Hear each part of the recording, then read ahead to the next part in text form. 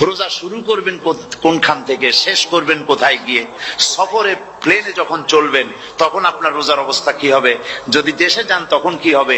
অসুস্থ হলে কি হবে?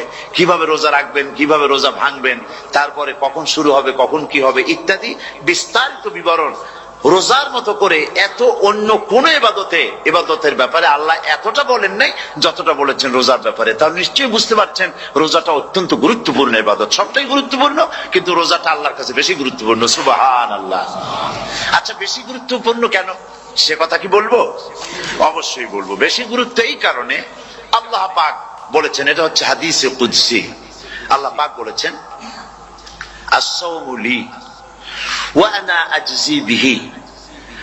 অন্য রিওয়ায়াতে এসেছে ওয়া আনা উজজা বিহি। আস-সাওমু লি, রোজা হলো আমার জন্য। কে বলতেছেন বলুন তো? আল্লাহ পাক বলছেন রোজা হচ্ছে আমার জন্য, রোজার পুরস্কার আমি দেব।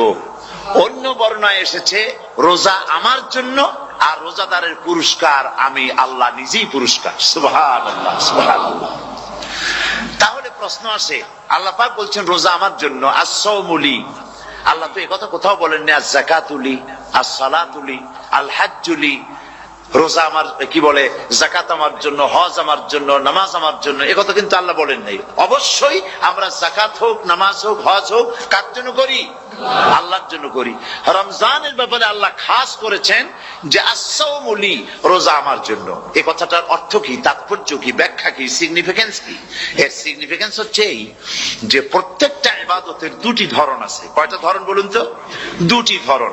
একটি ধরন হচ্ছে বাহ্যিক আর একটা হচ্ছে আভ্যন্তরীণ।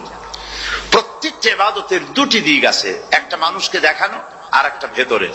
যেমন নামাজ, একটি লোক নামাজ পড়ে না, কিন্তু এমন একটা সমাবেশের মধ্যে পড়ে গেছে সবাই নামাজ পড়ে।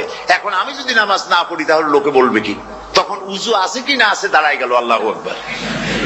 তাহলে দেখা গেল নামাজ আল্লাহর জন্য পড়ে, আবার মানুষের জন্য দেখাবার জন্য করে।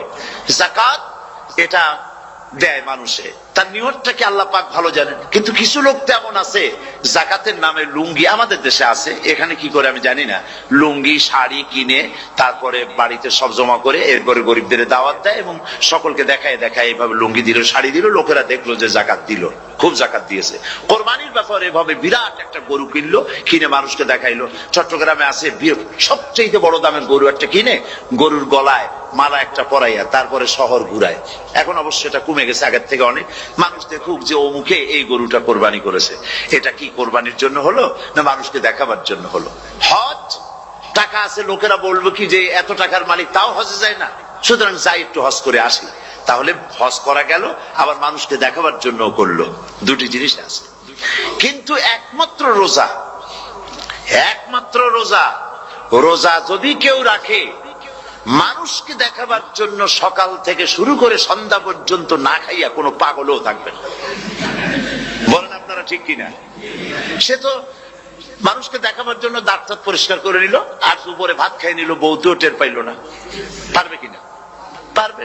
টয়লেটে গিয়ে খাই নিল ভালো করে, কোন একটা আড়াল জায়গা নিয়ে খেয়ে গেল, বাচ্চাও দেখলো না, বউতেও দেখলো না, খেয়ে নিল। তাহলে সে তো রোজা রাখলো না। আল্লাহ পাক বলছেন আস-সাওমু লি, রোজা হচ্ছে আমার জন্য। যে রোজা রাখে আমার জন্যই রাখে, মানুষকে দেখাবার জন্য সারাদিন না খাইয়ে থাকার কোনো প্রশ্নই ওঠে না। সুবহানাল্লাহ। সুতরাং রোজা যে রাখলো সে আমার জন্যই রাখলো।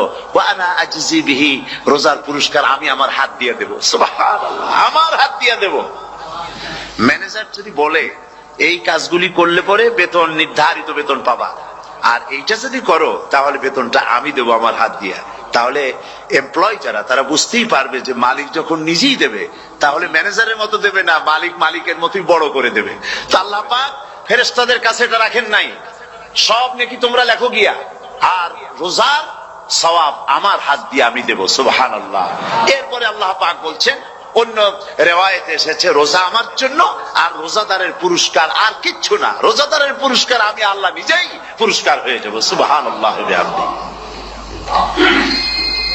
হাদিস শরীফে এসেছে রোজা রাখলে পরে ক্ষুধার কারণে, খালি পেটে থাকার কারণে টক্সিন জাতীয় এক প্রকারের গ্যাস তৈরি হয় পেটের ভেতরে, স্টমাকের মধ্যে। ফলে মুখে এক রকমের দুর্গন্ধের সৃষ্টি হয়। নবীজি বলেছেন, রোজাদারের মুখের থেকে যে গন্ধ বের হয়, আল্লাহ পাকের কাছে রোজাদারের মুখের গন্ধ মেশক আম্বারের চাইতে বেশি পবিত্র। আপনার মুখের গন্ধটাও আল্লাহর কাছে পবিত্র। রোজাদারদের জন্য জান্নাতের একটি দরওয়াজা খাস করে রাখা হয়েছে, যার নাম রায়্যান। এই দরওয়াজা রোজাদারদের জন্য, কেবলমাত্র রোজাদারেরা সেখান থেকে প্রবেশ করবে, আর কেউ প্রবেশ করতে পারবে না। এই রোজাদারদের সম্পর্কে আল্লাহ পাক বলেছেন, হাদিস শরীফে এসেছে, বুখারী শরীফের হাদিস, রাসূল করিম সাল্লাল্লাহু আলাইহি ওয়াসাল্লাম বলেছেন, লিসাইমে ফারহাতান, ফারহাতুন ইনদা ফিতরিহি ওয়া ফারহাতুন ইনদা লিকাই রাব্বিহি। রোজাদারের জন্য দুইটা খুশি। কয়টা খুশি বলুন তো? কে বলছেন? আল্লাহ রাসূল বলছেন, রোজাদারের জন্য দুইটা খুশি। লিসাইমে ফারহাতান, দুটি খুশি। ফারহাতুন ইনদা ফিতরিহি, একটা খুশি হচ্ছে ইফতারের সময়। এই ফিতরিহি দুটি কথা, এই একটি কথার দুটি ব্যাখ্যা হয়। একটা হচ্ছে ইফতারের সময়, ইফতারের কথা বলা হয়েছে, আর ঈদের কথাও এর মধ্যে বলা হয়েছে। ইফতারের সময় হলে একটা খুশি, আর একটা খুশি হচ্ছে ইনদা লিকাই রাব্বিহি, যখন রোজাদারের সঙ্গে আল্লাহ পাক দেখা করবেন তখন হবে আরেকটা খুশি। তার মানে হচ্ছে রোজাদারদের সঙ্গে স্পেশাল আল্লাহ রাব্বুল আলামিন সাক্ষাৎকারের ব্যবস্থা করবেন। সুবহানাল্লাহ। তাহলে দুটি জিনিস হলো, একটা হলো ইফতারের জন্য রোজাদারের জন্য দুটা খুশি, একটা হলো ইফতারের সময়, আর একটা হচ্ছে আল্লাহর সঙ্গে যখন দেখা করবে। তো ইফতারের যে খুশিটা, এই খুশি রোজাদার ছাড়া কেউ বুঝবে না। ইফতার সারাদিন রোজা রাখার পর সামনে পেঁয়াজি, বেগুনি, সালাদ, তরমুজ, মিষ্টি, তারপরে আম্বালা সুইট মিটের নানান রকমের মিষ্টি, এরপরে মুড়ি, কত কিছু সব সামনে নিয়ে বসে আছে। দেখছেন অবস্থা? সমস্ত কিছু সামনে বসা, ঘড়ির দিকে তাকানো। আপনি যদি 5 মিনিট আগে খান, ফেরেশতা এসে মুখের উপর থাপ্পড় মারবে, বেটা খাইলি কেন? বলবে কেউ? বলবে না। কোন ফেরেশতা লাঠি নিয়ে দাঁড়ায় আছে? দাঁড়ায় নাই, কিন্তু আপনি খাচ্ছেন না কেন? সুবহানাল্লাহ, সুবহানাল্লাহ বলবেন না? অন্তত 1500 বছর আগে আল্লাহ রাব্বুল আলামিন নির্দেশ করে রেখেছেন, সূর্য সাদা হওয়া থেকে, পূর্ব দিগন্ত সাদা হওয়া থেকে শুরু করে পশ্চিম দিগন্তে যখন কালো রেখা দেখা দেবে, যখন মাগরিব হয়ে যাবে, সূর্যাস্ত যাবে, ততক্ষণ পানাহার আর স্ত্রী সম্ভোগ থেকে বিরত থাকো। 1500 বছর আগের আল্লাহ রাব্বুল আলামিনের এই নোটিশ কিভাবে কার্যকরী হচ্ছে উম্মতের মধ্যে, মুসলমানদের ভেতরে। খাবার সামনে আছে, পিপাসা লেগেছে। এখন তো পিপাসা লাগে না, খুব ঠান্ডার সময়। এখন রোজা রাখতে খুব মজা হবে, তাই না? খুব মজার রোজা। কিন্তু এই রোজা যখন জুন মাস আর জুলাই মাসে আসবে, তখন টের পায় মানুষ রোজা কাহাকে বলে। প্রচন্ড পিপাসা, সামনে সব খাবার পড়ে আছে, একটা খাবারের দিকে রোজাদারের হাত যায় না, ঘড়ির দিকে তাকায় আর চুপ করে বসে বসে আল্লাহর জিকির করতে থাকে। আল্লাহ কয়, ফেরেশতারা দেখ, এই বান্দা বানাইতে নিষেধ করছিলি। সুবহানাল্লাহ। আল্লাহ খুশি হয়ে যায়। রোজাদার অপেক্ষা করতে থাকে। ঠিক যখন কাটায় সময়টা এসে গেছে, তখন আল্লাহর নাম করে খুরমা দিয়ে, পানি দিয়ে ইফতার শুরু করে দিল। আল্লাহ পাক খুশি হয়ে গেলেন। এই যে ইফতার, সারাদিন রোজা রেখে ইফতার করায় যে মজা, রোজা রাখলো না এরকম লোকেরাও কিন্তু ইফতার করে না? পুরান ঢাকায় আছে, ঢাকার তো কয়েকটা এলাকা আছে, পুরান ঢাকার লোকেরা নাকি বলে যে, যারা রোজা রাখে না তারা বলে যে, রোজা না রাখে একরকম পাপ করছি, আর ইফতার না করে কবিরা গুনাহ করবো নাকি, ইফতার তো করাই লাগবে। তো খুব মজা করে ইফতার করে তারা। তো সারাদিন রোজা রেখে পেঁয়াজি, ছোলা, বুট, মুড়ি খাওয়ায় যে মজা, সারাদিন ভাত খাইয়া তারপরে ইফতারের শরীক হওয়া, ছাগলে ঘাস খাইলে যেমন লাগে ওইরকম তার মুখে লাগে, এই মজা পাবে না। রোজাদারের যে মজা লাগে সেই মজা সে পাবে না। সারা মাস রোজা থাকার পর, আল্লাহর হুকুম মেনে সারা রাত রোজা রাখার পর, তারপরে ঈদের দিনে জামা কাপড় পরিষ্কার করে, শেরওয়ানি গায়ে লাগাইয়া, পাঞ্জাবি পরে, আতর মেখে, এরপরে ঈদের জামাতে যখন দাঁড়ায় যায়, সে যে মজা পায়, সারা মাস রোজা রেখে ঈদের জামাতে গিয়ে সে যে মজা পায়, যে রোজা রাখলো না, ঈদের দিনে খুব জামা পাজামা, সেন্ট এগুলো মেখে টেকে প্রথম কাতারে গিয়ে দাঁড়ায় গেছে, ও সেই মজা পাবে না। ওর মনের মধ্যে একটা চোর চোর ভাব থেকেই যায়। সে মনে মনে ভাবে এই জামাত আমার না, জোর করে আসছি, এইখানে দাঁড়াবার যোগ্যতা আমার নাই। মনের মধ্যে সে একটা অপরাধী ফিল করে, সে ফিল করতে থাকে। সুতরাং রোজাদারের জন্য দুইটা খুশি, একটা হচ্ছে ইফতারের সময়, আর একটা খুশি হবে যখন আল্লাহ তাদেরকে দেখা দেবেন। সুবহানাল্লাহ। এই রোজা আল্লাহ পাক দান করেছেন। আচ্ছা, কি জন্য রোজা আমাদের দিলেন? এই জন্য দিয়েছেন যে একটা মাস পৃথিবীর মুসলমানরা না খেয়ে থাকুক দিনের বেলায়, ওই না খেয়ে থাকার যে খাবারগুলি বাঁচবে এগুলি আল্লাহ অন্য কোন এলাকার মানুষদের খাওয়াবেন নাকি? এই জন্য করেছেন রোজা, এই জন্য করেন নাই। রোজার ফজিলত আল্লাহর নবী বলেছেন, রমজান মুবারকের এত ফজিলত, মানুষ যখন কোন ইবাদত করে আল্লাহ পাক সেই ইবাদতের নেক আমলের সওয়াব 10 থেকে শুরু করে 700 পর্যন্ত বাড়ায় দেন। 10 থেকে শুরু করে 700 করে 700 বাড়ায় দেন, ইল্লা সাওম, রোজা ছাড়া। নবীজি বলেছেন, রমজান মুবারকে কেউ যদি একটি নফল কাজ আদায় করে, একটি নফল ইবাদত করে, অন্য মাসের একটি ফরজ আদায় করার সওয়াব আল্লাহ পাক নামায়ে আমলে দিয়ে দিবেন। রমজান মুবারকে কেউ যদি একটি ফরজ আদায় করে, অন্য মাসের 70টি ফরজ আদায় করার মতো সওয়াব আমলনামায় আল্লাহ দিয়ে দিবেন। সুবহানাল্লাহ।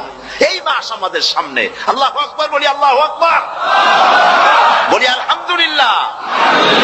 এই পবিত্র মাস আমাদের সামনে। এই মাসে এত সওয়াব, নফল হয় ফরজের মতো, আর ফরজ হয় 70টা ফরজের মতো। এত সওয়াব কেন হইল? আমরা না খেয়ে থাকি সেই জন্য নাকি? বলতে পারেন কেন হলো? একটি কারণ, শাহরু রমাদান আল্লাযী উনজিলা ফীহিল কুরআন। সুবহানাল্লাহ বলবেন না? এই রমজান মাস হচ্ছে সেই মাস যে মাসে আল্লাহ রাব্বুল আলামিন কোরআনে কারীমকে নাযিল করেছেন।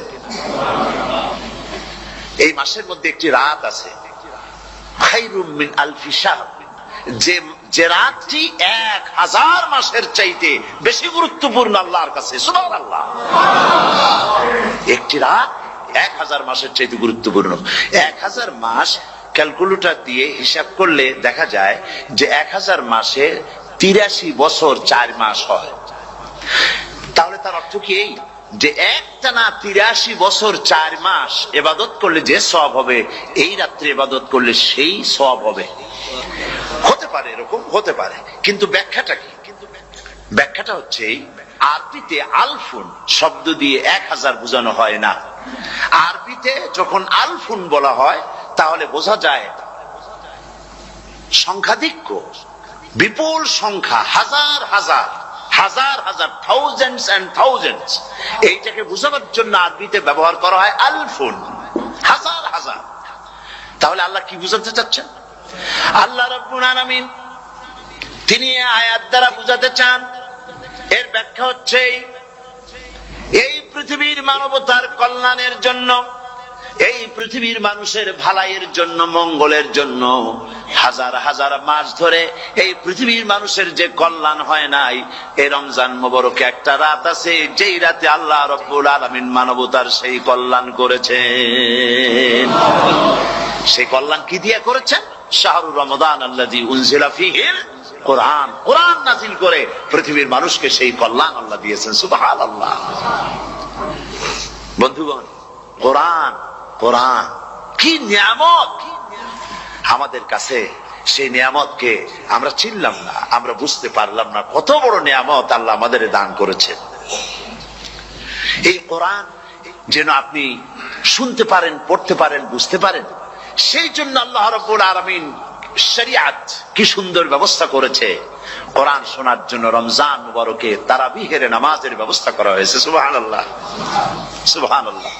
যারা সব সময় পড়তে পারেন না, কোরআন তেলাওয়াত জানেন না, অথবা সারা বছরও এক খতম কোরআন শরীফ পড়া হয় না, শরিয়াত কি সুন্দর বিধান করলো যে আপনি যেন 30 পারা কোরআন শরীফ শুনতে পারেন। এই ব্যবস্থা তারাবিহের নামাজের মধ্যে শরিয়াত করে দিয়েছে। আলহামদুলিল্লাহ, আলহামদুলিল্লাহ।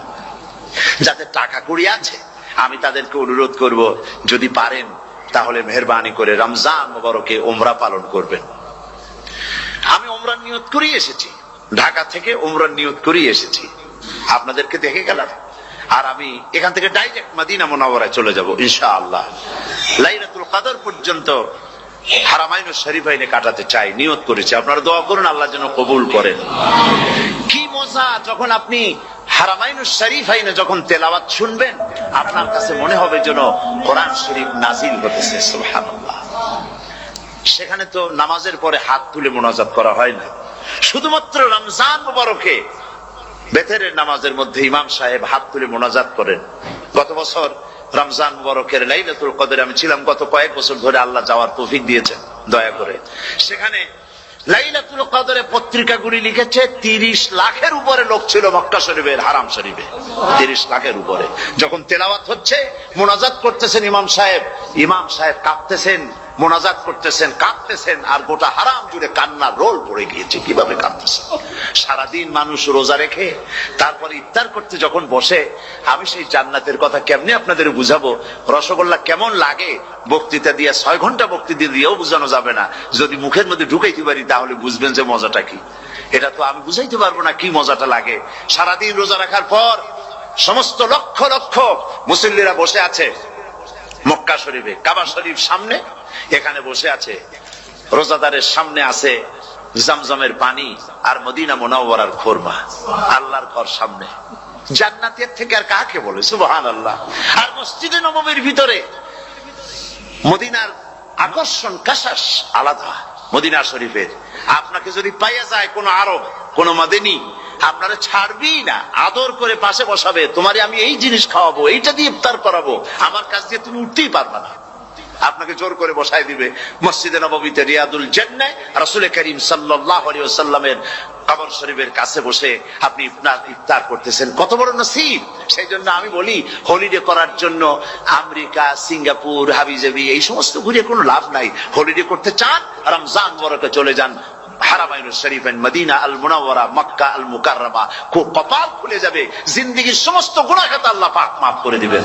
রাসূল করিম সাল্লাল্লাহু আলাইহি ওয়াসাল্লাম বলেছেন, রমজান মুবারকে যে উমরা করলো সেজন্য হজ আদায় করলো। সুবহানাল্লাহ। অন্য রিওয়ায়াতে এসেছে, যে ব্যক্তি রমজান মুবারকে উমরা করলো সেজন্য আমার সাথে হজ আদায় করলো। সুবহানাল্লাহ। তো বলতেছিলাম যে কোরআনে কারীম হচ্ছে একটি বিরাট নিয়ামত। এই নিয়ামত শোনানো হয় রমজান মুবারকে। আমি এবার এসে খুব খুশি হলাম একথা শুনে যে ইস্ট লন্ডন মসজিদ তারা একটা ব্যবস্থা করেছে, সুন্দর একটা রেডিও তারা আবিষ্কার করেছে। না কি করছেন আপনারা? ট্রান্সমিটার তৈরি করেছেন। ওনারা ওখানে রেডিও বিক্রি করেন।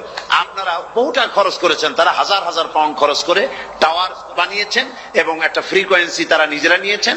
আর রেডিওগুলি 125 পাউন্ড করে ওনারা দিচ্ছেন খরচ হিসেবে। এটা যারা নিয়ে যায় ঘরের মধ্যে বসে তারাবিহের তেলাওয়াত তারা শুনতে পাবেন। মহিলারা অনেক সময় আসতে পারেন না, মহিলারা ঘরে বসে শুনতে পারবেন। ওই ইস্ট লন্ডন মসজিদে যত ওয়াজ হবে, তেলাওয়াত হবে, নামাজ হবে, আজান হবে, ওয়াজ হবে, জিকির হবে, সব আপনার ঘরে বসে আপনি শুনতে পারবেন। আল্লাহ রাব্বুল আলামিন এই ইকদামকে, এই পদক্ষেপকে আল্লাহ কবুল করুন, সবাই বলেন আমিন। এবং প্রত্যেকের ঘরে ঘরে এই রেডিও পৌঁছে যাক, আমরা বলি আমিন। আল্লাহ যেন কবুল করেন। আপনি ঘরে বসে মসজিদের সমস্ত প্রোগ্রাম পেতে পারবেন। আর কি সুন্দর সেখানে যিনি তেলাওয়াত করেন, আজান দেন, আলহামদুলিল্লাহ, তার আজান শুনলে পরে তো মনে হয় যে আমি মক্কা শরীফে চলে গেছি, মদিনায় চলে গেছি। আর তেলাওয়াত কত সুন্দর, আলহামদুলিল্লাহ। আল্লাহ তার প্রতি রহম করুন, আমরা বলি আমিন। সুতরাং বলতেছিলাম যে এই পবিত্র রমজানুল মুবারক, এটি কি জিনিসটা, কি জিনিসটা বুঝাবার জন্য আমি বলি, যেমন এই ঘড়িটা এটা কেনার পর 2-1 বছর পর এটা ফাস্ট হয় অথবা কি হয়, স্লো হয়ে যায়। তখন এটাকে সারার জন্য আমরা হসপিটালে দেই। হসপিটাল মানে লন্ডন হসপিটাল না, ঘড়িরও হসপিটাল আছে। তো ঘড়ির হসপিটালে দিলাম, ওরা এটাকে দেখে শুনে ওয়াইলিং করে টরে দিল ঠিক মতো। একবার যদি ঠিক করে দিল, আবার আমার 1-2 বছর চললো, আর কোনো ডিস্টার্ব করবে না, ঠিক কিনা? আপনার গাড়ির ইঞ্জিন যদি কোনো রকমের অসুবিধা করে, তাহলে গাড়ির ইঞ্জিনকে ওভারহোলিং করতে হয়, ইঞ্জিন ডাউন দিতে হয়। একবার যদি ইঞ্জিন ডাউন দিলেন, ওভারহোলিং করলেন, তাহলে আপনার এই গাড়ি 5-6 বছরের জন্য আর হাত দিতে হবে না। এই কথাগুলি বুঝতে পারছেন কিনা? সারা জীবন, সারা মাস অন্যায় করার পরে, গুনাহ করার পরে মানুষের অন্তঃকরণে কালিমা লেগে যায়, আল্লাহ রাব্বুল আলামিন রমজান মোবারকের একটা ব্যবস্থা করেছেন, ইঞ্জিন ওভারহোলিং এর মতো, ইঞ্জিন ডাউন দেওয়ার মতো। আপনার কালকে, আপনার আত্মাকে, আপনার বিবেককে, আমার বিবেককে পরিষ্কার করার জন্য রমজান মাস করে দিয়েছেন। রমজান মোবারকের একটি মাসের কোর্স যদি কমপ্লিট করা যায়, তাকওয়া দিয়া যদি ভরে দেওয়া যায়, তাহলে বাকি 11 মাস আরামসে চলবে, কোনো অসুবিধা হবে না। নবীজি বলেছেন রমজান মুবারকের মাস আসার সঙ্গে সঙ্গে আল্লাহ রাব্বুল আলামিন তিনি জান্নাতের সমস্ত দরজাগুলি খুলে দেন, আর জাহান্নামের সব দরজাগুলি আল্লাহ রাব্বুল আলামিন বন্ধ করে দেন। সুবহানাল্লাহ। আর শয়তানকে শৃঙ্খল দিয়ে বেঁধে ফেলা হয়, শিকল দিয়ে শয়তানরা বান্ধা হয়ে যায়। এই হাদিসটা যখনই শোনাই বিভিন্ন জায়গায়, লোকেরা বিভিন্ন জায়গায় প্রশ্ন করে, হুজুর কোন তো যে শয়তানরে বান্ধিয়ে হয়, কিন্তু রমজান মাস তো লোকেরা মদ খায়, মিথ্যা কথা কয়, তাহলে শয়তান বান্ধা থাকলো কেমনে? আমি বলি দেখেন, এর ব্যাখ্যা আছে। এর ব্যাখ্যা হলো এই, কোন কোন ঘড়ি আছে একবার চাবি দিলে 6 মাস চলে, আর একবার চাবি দিলে 2 বছর চলে, আবার চাবি দিলে লাইফ চলে যায়। এরকমের ঘড়িও আছে।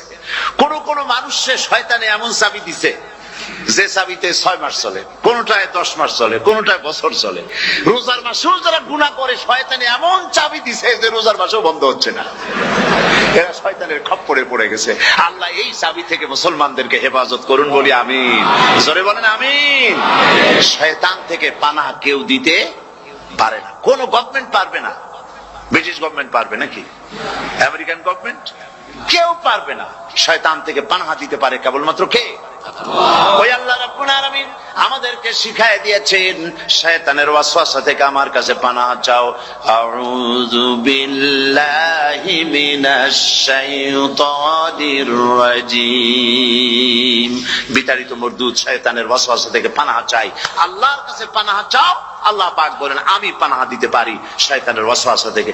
শয়তান থেকে আশ্রয় একমাত্র সিকিউর, নিরাপত্তা পেয়েছেন আল্লাহর পয়গম্বরেরা। সুবহানাল্লাহ। আম্বিয়া আলাইহিমুস সালাম তারা আল্লাহ কর্তৃক নিয়ন্ত্রিত। শয়তানের ক্ষমতা নাই পয়গম্বরদের কাছে যাওয়া। চতুর সীমানার ভেতরে শয়তান প্রবেশ করে কোন নবীকে ওয়াসওয়াসা দিতে পারবে না, বলি সুবহানাল্লাহ। এই জন্য শয়তান থেকে বেঁচে যাওয়া, শয়তানের ওয়াসওয়াসা থেকে বাঁচা খুবই কঠিন। সেই জন্য আল্লাহ পাক বলছে শয়তানকে বেঁধে রাখা হয়, জান্নাতের সমস্ত দরজা খোলা, জাহান্নামের সমস্ত দরজা বন্ধ হয়ে যায়।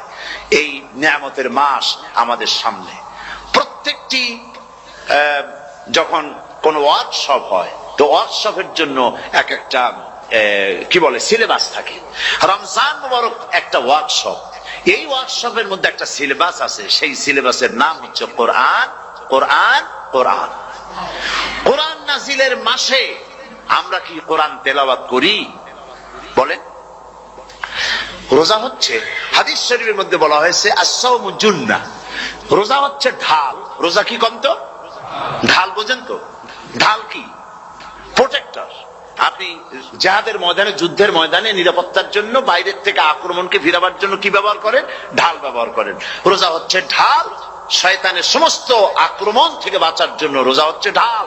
রোজার দিনে কেউ যদি আপনার সাথে ঝগড়া করে, তাহলে রাসূল বলেছেন তুমি বলো, তুমি ঝগড়ায় প্রবৃত্ত হবে না। তোমার সাথে যদি কেউ ঝগড়া করে, তুমি বলবে ইন্নী সাইম, আমি রোজাদার। আমি তোমার মতো ঝগড়া করতে আমিও পারি, আমি তোমার মতো গালাগালি দিতে পারি, কিন্তু আমি দেব না, ঝগড়াও করব না, গালিও দেব না, মারামারিও করব না, কারণ আমি রোজাদার। সুবহানাল্লাহ। রোজা আপনাকে গুনাহ থেকে বাঁচায় দেবে। দেখেন রোজা কিভাবে গুনাহ থেকে বাঁচায়। মিথ্যেবাদী, মিথ্যেবাদী সারাক্ষণ মিথ্যে কথা বলে, কিন্তু রোজার মাস আসছে। এখন মিথ্যাবাদী যারা, তাদের ঘনিষ্ঠ লোকদের কাছে শুনেছি যে তারা বলে, যদি কোনো লোক দিনের বেলা আইসা যায় আর এমন কথা, যে কথা বলতে গেলে মিথ্যা বলা ছাড়া উপায় নাই তার জন্য, সে তখন বলে ভাই তুমি তো অসময় আসছো, এখন আমি খুব ব্যস্ত, আই এম ভেরি বিজি, তুমি রাত্রে আসো। কথা বুঝতে পেরেছেন তো? রোজা হচ্ছে কি? রোজাটা কি বলে? ঢাল। কোন মেয়ে লোকের দিকে চোখ পড়লো, আহা আমি তো রোজাদার, চোখকে সাথে সাথে নিচে নামায় ফেললো। গানের আওয়াজ আসলো, আমি তো রোজাদার, সে গানটা শুনলো না। কাজী সমস্ত গুনাহ থেকে বাঁচার জন্য রোজা একটা বিরাট হাতিয়ার। সুবহানাল্লাহ। এই মাসে আল্লাহ রাব্বুল আলামিন এই মাসটা, এই রোজাটা কেন দিয়েছেন? লাআল্লাকুম তাত্তাকুন। ইয়া আইয়ুহাল্লাযীনা আমানু কুতিবা আলাইকুমুস সিয়ামু কামা কুতিবা আলাল্লাযীনা মিন ক্বাবলিকুম লাআল্লাকুম তাত্তাকুন। হে বিশ্বাসীরা, তোমরা যারা ঈমান এনেছো, শোনো, আমি রোজাকে তোমাদের জন্য ফরজ করেছি, যেমন করে ফরজ করেছিলাম তোমাদের পূর্বপুরুষদের উপরে। রোজা শুধু আমাদের উপরে ফরজ হয়েছে তা না, আমাদের আগে যারা যেসব নবীরা আসছিলেন তাদের উপর রোজা কি ছিল? ফরজ ছিল। সুতরাং এই রোজা তোমাদের উপরে ফরজ, এই জন্য লাআল্লাকুম তাত্তাকুন, যাতে করে তোমরা কি হতে পারো? পরেজগার হতে পারো। কি হতে পারো? পরেজগার, মুত্তাকি হতে পারো, আল্লাহকে ভয় করতে পারো। আল্লাহর কাছে কোন লোক যদি তাহাজ্জুদের নামাজ পড়ে, কোন পুরুষ, সে যা সওয়াব পাবে, নারী তাহাজ্জুদ পড়লে সেই সওয়াব পাবে না, এমনটি নয়। পুরুষ হজ করে যে সওয়াব পাবে, নামাজ পড়ে যে সওয়াব পাবে, নারীও তা পাবে। জোরে বলেন সুবহানাল্লাহ। আল্লাহর কাছে নারী এবং পুরুষ কি? মানুষ হিসেবে তারা উভয় সমান। কিন্তু এই নারীদের জীবনের তিনটি স্তর। কটি স্তর? তিনটি স্তর। একটা হচ্ছে কন্যা, বধূ, মাতা। নারীর জীবনের এই তিনটি স্তর, ভালো করে শুনুন। কন্যা, বধূ, মাতা। এখন কন্যা হিসাবে নারীর মর্যাদা, বধূ হিসাবে নারীর মর্যাদা, মা হিসাবে নারীর মর্যাদা। নারীকে ইসলাম কি দিল সেটা শুনুন। আল্লাহর নবী বলেছেন, কোন ব্যক্তির যদি তিনটা কন্যা সন্তান হয়, আর ওই তিনটা কন্যা সন্তানকে যদি সে আদব শিক্ষা দিতে পারে, ইসলামী তরবিয়াত দিতে পারে, আর যদি স্নেহ দিয়ে লালন পালন করতে পারে, তাহলে ওই কন্যার পিতা আর আমি মুহাম্মদ সাল্লাল্লাহু আলাইহি ওয়াসাল্লাম বেহেশতের ভিতরে পাশাপাশি অবস্থান করব। সুবহানাল্লাহ পড়ে। এ কথা কিন্তু রাসূলুল্লাহ কোথাও বলেন নাই যে কারো যদি তিনটা ছেলে হয় তো আমার সাথে আর সে বেহেশতে একসাথে থাকবে, না, তা বলা হয় নাই। বলা হয়েছে কন্যার ব্যাপারে। কার ব্যাপারে বলা হলো? ভালো করে শুনুন। রাসূলুল্লাহ বলছেন, কোন ঘরে যখন একটি সন্তান, একটি কন্যা সন্তান জন্মগ্রহণ করে, তখন একজন ফেরেশতা সেই ঘরে ঢোকে। একজন রহমতের ফেরেশতা আসে। ওই রহমতের ফেরেশতা ঘরের মধ্যে ঢুকে বলে, আসসালামু আলাইকুম ইয়া আহলাল বাইত। হে ঘরের মালিকের আল্লাহর রহমত তোমাদের উপরে বর্ষিত হোক। এই কথা বলে ওই ফেরেশতা ঘরের মধ্যে গিয়ে কন্যার মাথার উপরে হাত বুলায় আর বলতে থাকে, এই কন্যা সন্তানটি একটা দুর্বল শরীর থেকে বেরিয়ে এসেছে, এও একটা দুর্বল দেহ, একে যে লালন পালন করবে, দয়া দিবে, স্নেহ দিবে, আল্লাহ রাব্বুল আলামিনের সাহায্য কিয়ামত পর্যন্ত তার সাথে থাকবে। অথচ আমাদের দেশে দেখা যায় মেয়ে হলে অনেকের মুখ কালো হয়ে যায়। বন্ধুরা জিজ্ঞেস করে, মিয়া শুনছিলাম তোমার বোন নাকি বাচ্চা হবে, তা অনেক মাস হয়ে গেল, কোনো খবর টবর তো পাইলাম না। কয় যে ভাই, আশা করছিলাম যা তা হয় নাই, সেই জন্য টেলিফোনও করি নাই। কি হয়েছে? বলে একটা মেয়ে হয়েছে। হাসান এরকম কপাল পোড়া আছে কিনা? কন বারবার মেয়ে হয় বলে স্ত্রীকে তালাক দিয়েছে, এমন ঘটনাও বাংলাদেশে ঘটেছে। বোর যদি বারবার মেয়ে হয়, তাহলে সেজন্য কি স্ত্রী দায়ী? যদি মানুষের জন্য দায়ী হয় মেয়ে বারবার হওয়ার জন্য, তাহলে তুমি স্বামী, তুমি তুলসী দুধের দোয়া তুলসী পাতা হলে কি করে? তুমিও তো দায়ী তার জন্য। আসলে স্বামী স্ত্রী মেয়ে হওয়ার জন্য, ছেলে হওয়ার জন্য কেউ দায়ী না। এ কোরআনে কারিমে রব্বুল আলামিন বলেছেন, আমি যাকে খুশি শুধু ছেলে দেই, যাকে খুশি শুধু মেয়ে দেই, যাকে খুশি তাকে ছেলেও দেই, মেয়েও দেই, আবার যাকে খুশি আমি কিছুই দেই না। এটা আমার কুদরত। সুতরাং এতে মন কালা করার কিছু নেই। নবীজি বলেছেন, কন্যার পিতাদেরকে গালি দিও না। অনেকে টিটকারি করে, বারবার মেয়ে হয় ছেলে একটাও হয় না, সেই জন্য টিটকারি বটকারি করে। আল্লাহ নবী বলেছেন, মেয়ের পিতাকে গালি দিও না, ঠাট্টা করো না, যেহেতু আমি মুহাম্মদ রাসূলুল্লাহ সাল্লাল্লাহু আলাইহি ওয়াসাল্লাম, আমি মেয়েদের পিতা, আমি নিজে মেয়েদের পিতা। খবরদার মেয়েদের পিতাকে গালি দিও না।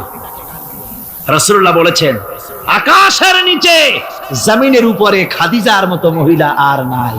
সেই হযরতে খাদিজা রাসূলের 4টি মেয়ে পেটে ধারণ করেছিলেন। সুবহানাল্লাহ। মেয়ের প্রতি রাসূলুল্লাহ যথেষ্ট মহব্বত করতেন।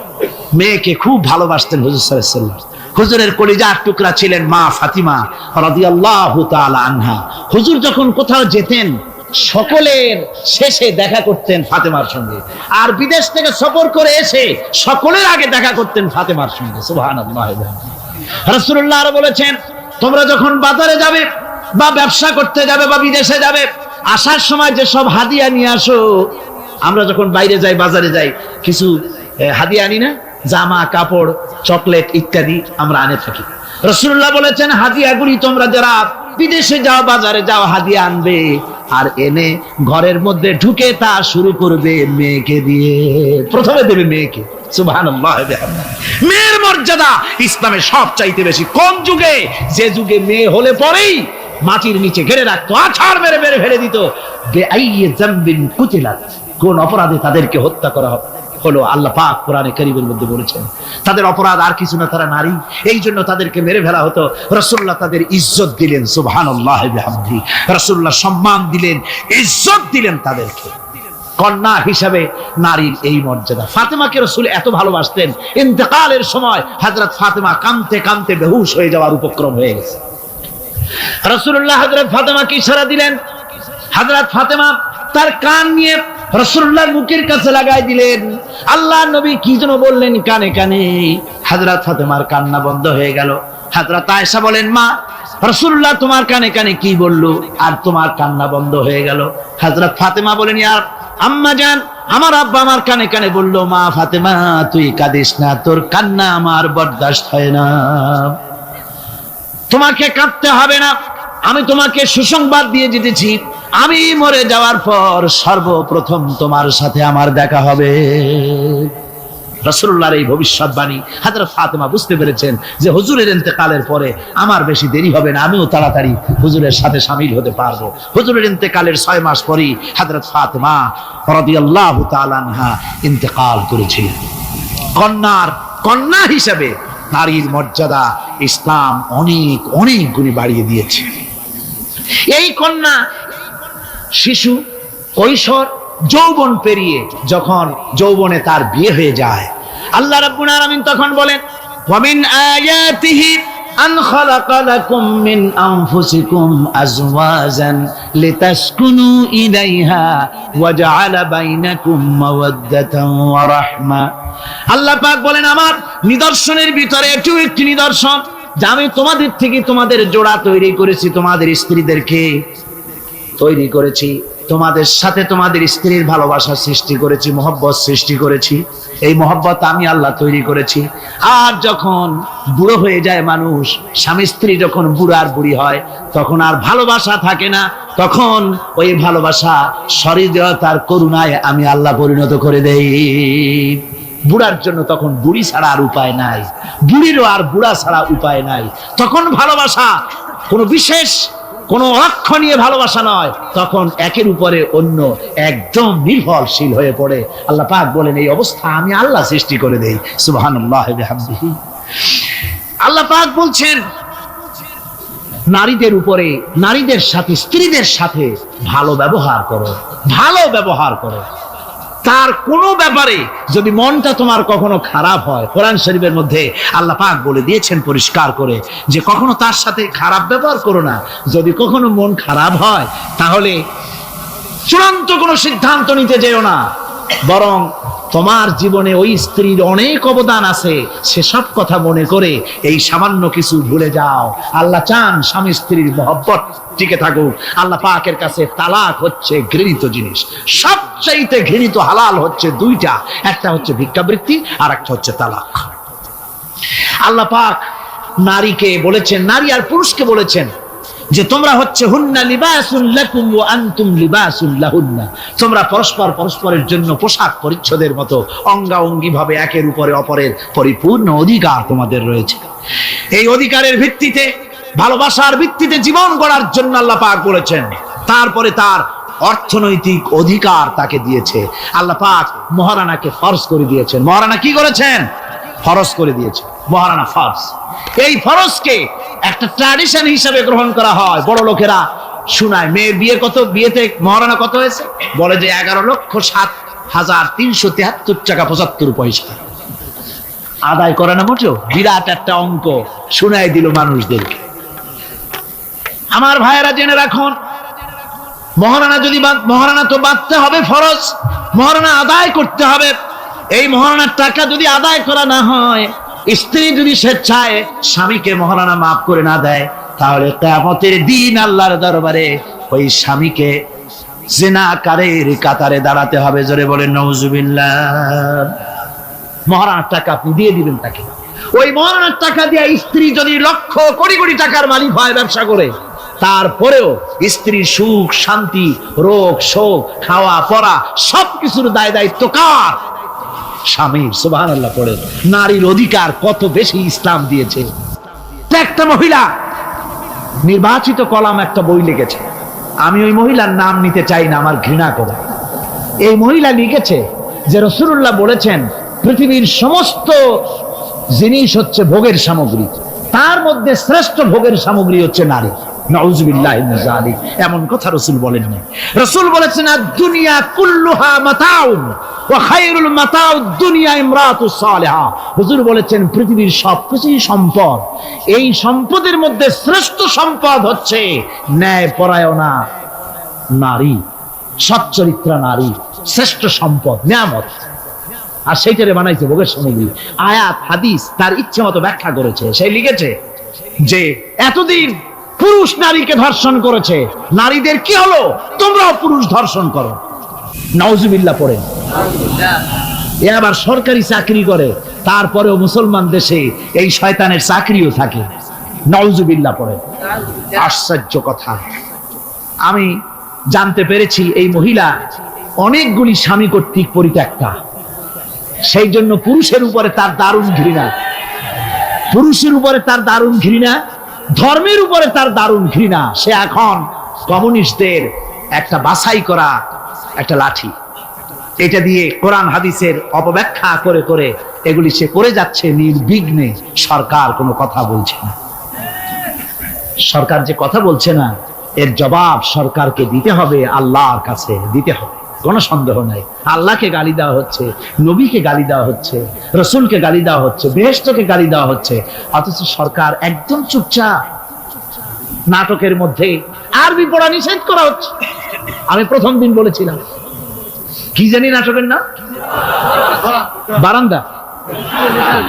আচ্ছা যাই হোক, সেই নাটকের মধ্যে দেখানো হচ্ছে যে আলিফ বা তা পড়াচ্ছে মৌলবি একজন, হোক না, একটা হিন্দুর স্ত্রী, মুসলমান সে, কিন্তু বউ হিন্দু, সে হয়েছে নায়িকা। সে এসে বলছে এসব বন্ধ করো, অ ক খ পড়ো। এই কথার জাস্টিফিকেশন হতো যদি ছেলেরা এ বি সি ডি পড়তে থাকতো, আর যদি বলা হতো সব বন্ধ কর, অ ক খ পড়, এর একটা যৌক্তিকতা ছিল, ঠিক না? পড়তেছে আলিফ বা তাসা, সব বন্ধ কর, তার মানে কি? আলিফ বা তাসা হলো কোরআন, এর মানে কি? কোরআন। সুতরাং টেলিভিশনের মাধ্যমে কোরআনকে বন্ধ করার চেষ্টা চালাচ্ছে ভারতের গোলামেরা। সরকার চুপ করে থাকছে, সরকার নীরব। এর জবাব সরকারকে পেতে হবে, এড়াতে পারবেন। সুতরাং বলতেছিলাম, নারীর অধিকার প্রতিষ্ঠিত করেছে ইসলাম। কে করেছে? ইসলাম বলেছে মহারানার টাকা আদায় করে দাও। সেই মহারানার টাকা আদায় করা হলো না, এখন উল্টা, এখন মহারানা আদায় করে পুরুষেরা। সেটার নাম কি? যৌতুক।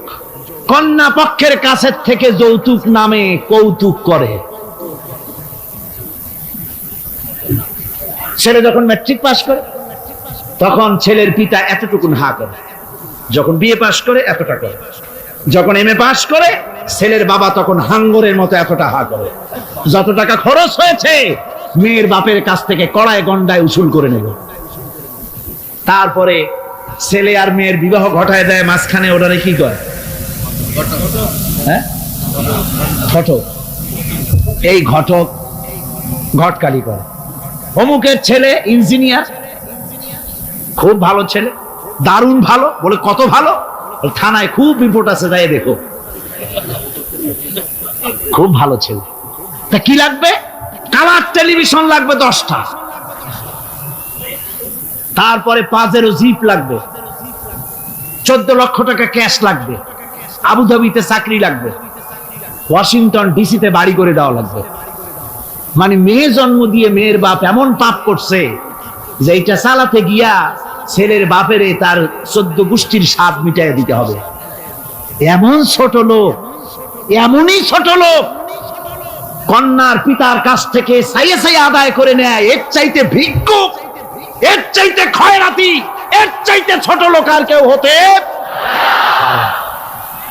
লজ্জা করা উচিত, শরম করা উচিত, মনে করা উচিত ওই লোক তো তার কলিজার টুকরাটাই আমাকে দিয়ে দিচ্ছে। 16 বছর 20 বছর লালন পালন করে কলিজার টুকরা মেয়েটাই তো আমাকে দিয়ে দিচ্ছে, আবার টেলিভিশন চাই কেন? ঘটক যা কন্ট্রাক্ট করলো যদি তার থেকে কিছু কম হয়, বিয়া ভাঙ্গে যায়, তাহলে বোঝা গেল কি মেয়ে বিয়ে করলো না টেলিভিশন বিয়ে করলো? তাহলে মেয়েটে বাদ দিয়ে টেলিভিশন কিনে তাই নিয়ে ঘুমাও। নাউজুবিল্লাহি মিন যালিক। কপাল পোড়া মুসলমান। মুসলমান, যৌতুক মুসলমানদের জন্য দাবি করে আদায় করে নেওয়া জায়েজ নাই। আপনারা আমাকে জবাব দেন, শূকরের মাংস খাওয়া মুসলমানের জন্য কি হারাম? পায়খানা খাওয়া মুসলমানের জন্য কি হারাম? মনে রাখুন, শূকরের মাংস আর পায়খানা খাওয়া মুসলমানদের জন্য যেমন হারাম, যৌতুকের একটা সুতা দাবি করে আদায় করা ঠিক সেরকম হারাম। চিটাগং এবং চট্টগ্রামের বাইরের থেকে আগত মুসলমানেরা, আমি জিজ্ঞেস করতে চাই, যাদের ছেলে আছে যৌতুক নামের এই অপদার্থ কৌতুক মানবতার সাথে এই প্রহসন আদায় করে দাবি করে যৌতুকের টাকা গ্রহণ করার মতো শূকরের মাংস পায়খানা আপনারা খাবেন? জোরে বলেন, খাবেন? যারা ছেলের পিতা আছেন, কোরআনের মাহফিলে হাত উঁচু করে আমাকে দেখাতে হবে, কন্যা পক্ষের কাছ থেকে দাবি করে একটা সুতা আদায় করবেন না। কারা তারা? হাত উঁচু করে দেখা, হাত উঁচু করে রাখতে হবে। আলহামদুলিল্লাহ, হাত নামান, হাত নামান। আমি বলেছিলাম ছেলেদের পিতারা হাত তুলবে, কিন্তু বাচ্চা ছেলেরাও হাত তুলে ফেলেছে। অসুবিধা নাই, সব শিশুরা ঘুমিয়ে আছে, কি জানি লক্ষ পিতা লক্ষ শিশু ঘুমিয়ে আছে, হ্যাঁ, সব শিশুদের অন্তরে। কাজে এই শিশুরাই একদিন পিতা হবে, তখন যেন আল্লাহ এই ওয়াদাটা তাদের মনে করায় দেন। জোরে কোন আমিন, জোরে বলেন আমিন।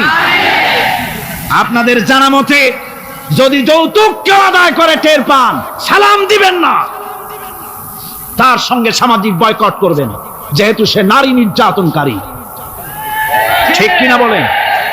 মা বোনেরা সম্মানের পাত্র, তাদেরকে বিয়ে করবেন সম্মান দিয়ে। আপনি টাকা দিয়ে বিয়ে করবেন, আপনাকে পয়সা দেওয়া হবে কেন?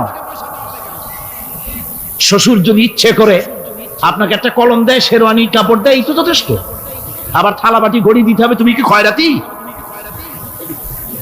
সম্মান থাকা উচিত, পার্সোনালিটি থাকা উচিত। শ্বশুরের টাকা দিয়ে বড়াই করবে, শ্বশুরের টাকা দিয়ে বাড়ি করবা, চাকরি করবা, লজ্জা করে না মুসলমান?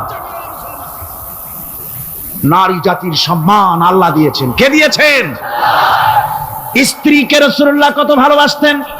আল্লাহর নবী বলেছেন, আমার কাছে 3টা জিনিস প্রিয়, একটা হচ্ছে সুগন্ধি, একটা হচ্ছে নামাজ, আর একটা হচ্ছে স্ত্রী। সুবহানাল্লাহ, স্ত্রী আমার কাছে প্রিয়। হুজুর বলেছেন, তোমাদের মধ্যে সেই ব্যক্তি উত্তম যে ব্যক্তি তার স্ত্রীর কাছে উত্তম। আমি আমার স্ত্রীদের কাছে উত্তম ব্যক্তি। সুবহানাল্লাহ। রাসূলুল্লাহ স্ত্রীকে কত ভালোবাসতেন। বিশ্বনবী রাজনৈতিক কর্মকাণ্ড চালাচ্ছেন, যুদ্ধের দামামা বাজতেছে, চতুর্দিকে কত অশান্তি, সবকিছু চলছে, স্ত্রীর হক আদায় করতে ভুলে যাননি। রাতের বেলায় হযরত আয়েশার বয়স কম, তাকে নিয়ে রাসূলুল্লাহ একটু সুযোগ পেয়েছেন, বলছেন, আয়েশা সব তো ঘুমিয়ে, চলো আমরা একটু দৌড়াই। ওই যে দূরে একটা জিনিস দেখা যায়, দৌড় দাও, দেখি কে আগে যায়। দুজনে দৌড় প্রতিযোগিতা করলেন। দৌড় প্রতিযোগিতায় হযরত আয়েশা ফার্স্ট হলেন, হুজুর পিছনে পড়ে গেলেন। হযরত আয়েশা খুব আনন্দ করলেন যে আপনি কিন্তু আমার সাথে দৌড়ে পারলেন। পরবর্তী কিছু কাল যাওয়ার পর হযরত আয়েশা বলেন, হুজুর আজকে আবার বললেন যে চলো আয়েশা একটু দৌড়াই। হযরত আয়েশা বলছেন যে সেদিনের তুলনায় আমার শরীর একটু, আমি মুটিয়ে গেছি, শরীরটি স্থূল হয়েছে। আমি আজকে দৌড়ালাম কিন্তু পারলাম না, রাসূল আগে চলে গেলেন। আমি হাঁপাতে হাঁপাতে যখন হুজুরের কাছে চলে গেছি, হুজুর তখন মুস্কি হেসে আমাকে বললেন, আয়েশা, ওই সেই দিনের জবাব আজকে দিয়ে দিলাম। সুবহানাল্লাহি বিহামদিহি, সুবহানাল্লাহি বিহামদিহি। বিশ্ব নবী কত বড় আদর্শ বিশ্ব মানবতার জন্য। তিনি বলেছেন, আরাফাতের ময়দানে রাসূলুল্লাহ বলেছেন, তোমরা যেমন পড়বে তোমার স্ত্রীদেরকে তেমন পড়াবে, তোমরা যেমন খাবে তোমার স্ত্রীদেরকে তেমন খাওয়াবে। স্ট্যান্ডার্ড মেনটেন করবে। তুমি ভালো দামের কাপড় পরবে, স্ত্রীকে খারাপ দিবে তা নয়। অধিকার দুজনেরই সমান, স্বামী এবং স্ত্রী সমান অধিকার। কিন্তু আমরা তা বুঝতে পারি না, বুঝতে চাই না। আমরা অনেকে মনে করেছি বিয়ে যখন করছি তখন আমি তো নওয়াবজাদা নসরুল্লাহ খান, আর বউ তো কেনা দাসী না। সে কিন্তু দাসী নয়, তার মর্যাদা আছে, তার সম্মান আছে, তার সম্মান আপনাকে দিতে হবে। রাসূলুল্লাহ দিয়েছেন, আপনাকেও দিতে হবে। রান্না বান্না হতে দেরি হয়, কত গালাগালি শুনতে হয় নারীকে। আল্লাহর নবীর স্ত্রী হযরত আয়েশা বলেছেন, আল্লাহর নবী কাজ করে, মানুষের সঙ্গে কথা বলে, রাষ্ট্রীয় দায়িত্ব পালন করে ঘরের ভিতরে এসে যখন দেখেছেন রান্না হতে দেরি আছে, রাসূলুল্লাহ বিরক্ত হন নাই, ভ্রু কুঞ্চিত করেন নাই, চোখ মোটা করেন নাই, আমাকে কোনো কথা শোনার নাই, বরং আমার কাছে বসে রান্নায় আমাকে সহযোগিতা করেছেন। সুবহানাল্লাহ। এই হলো আল্লাহর রাসূল, এই হলো বিশ্ব নবী। স্ত্রীর সঙ্গে কি মহব্বত! সুবহানাল্লাহ। হুজুর মহব্বত করতেন স্ত্রীদেরকে। রাসূলুল্লাহর ঘরে দৌলত ছিল না, কিন্তু মহব্বত দিয়ে ভরা ছিল ঘরটা। হুজুরের ঘরে ফ্রিজ নাই, এসি নাই, হুজুরের ঘরে কার্পেট নাই, হুজুরের ঘরের মধ্যে জাজির নাই, তোশক নাই, বড় বড় কম্বল নাই, আরামের কোনো জিনিস নাই, মডার্ন ইকুইপমেন্টস কিচ্ছু নাই, দৌলত নাই, কিন্তু মহব্বত দিয়ে ঘরটা ভরা। হযরত আয়েশা বলেছেন, আমি পানি পান করে, যখন আমি পানি পান করে গ্লাস রেখে দিতাম, আল্লাহর নবী তখন গ্লাসের সেই জায়গায় ঠোঁট লাগাতেন যেখানে আমি ঠোঁট লাগাইয়া পানি পান করেছি। আমি গোশত চিবোতাম, রাসূলুল্লাহ আমার হাত থেকে গোশত টুকরা নিয়া সেই জায়গায় চিবোতেন যেখানে আমি চিবুয়েছি। সুবহানাল্লাহ। আমার ভাইয়েরা, রাসূল তার স্ত্রীদেরকে মহব্বত করতেন, স্ত্রীরাও রাসূলকে মহব্বত করতেন দারুণ ভাবে। একবার হযরত আয়েশা সিদ্দিকা রাদিয়াল্লাহু তাআলা আনহা হুজুরকে গোসল করাতেছিলেন, মাথার উপরে পানি ঢালতেছেন, হুজুর একটা চোখের উপরে বা একটা তক্তার উপরে বসে আছেন। গোসলের পানির ভিতরে রাসূলুল্লাহ দেখতে পেলেন রক্তের মতো কি যেন প্রবাহিত হয়ে যাচ্ছে। হুজুর জিজ্ঞেস করেন, আয়েশা রে, পানির ভিতরে রক্তের মতো কি দেখা যায়? হযরত আয়েশা বলেন, হুজুর আপনি যখন বসেছিলেন অসতর্ক মুহূর্তে তক্তার নিচে আমার একটা আঙ্গুল পড়েছিল, পায়ের আঙ্গুলটা ফেটে বোধহয় রক্ত বেরোতেছে। রাসূলুল্লাহ তাড়াতাড়ি করে উঠলেন আর ওই আঙ্গুলকে ব্যান্ডেজ করে দিলেন।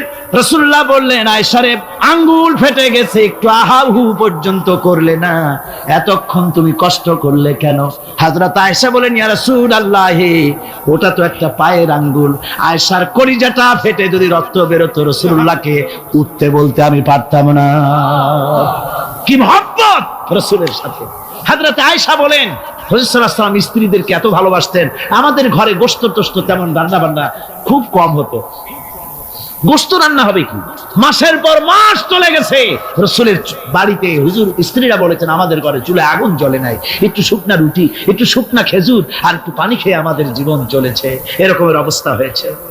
তারপরে এই অবস্থা চলেছে, এর মধ্যে যদি কখনো একটু গোশত আসছে, হুজুর যখন ছাগল টাগল ইত্যাদি ছাগল দুম্বা জবাও করেছেন, এই দুম্বার গোশত নিয়ে, ছাগলের গোশত নিয়ে রাসূলুল্লাহ নিজে বেরোতেন।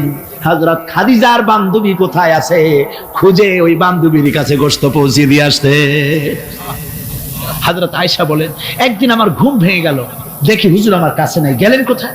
খুঁজতে খুঁজতে যায় দেখি মসজিদে নববীর ভিতরে হুজুর হাত তুলে বসে আছেন, মোনাজাত করতেছেন। আমি পেছনে গিয়ে হাত তুললাম, আমি শুনতে পাচ্ছি নবীজি দোয়া করছেন, রব্বুল আলামিন কিয়ামতের ময়দানে যেদিন সন্তান তার পিতাকে ভুলে যাবে, মা তার সন্তানকে হারায় ফেলবে, ওই কঠিন হাসরের ময়দানে আমি যেন আমার খাদিজাকে হারাইয়া না যাই।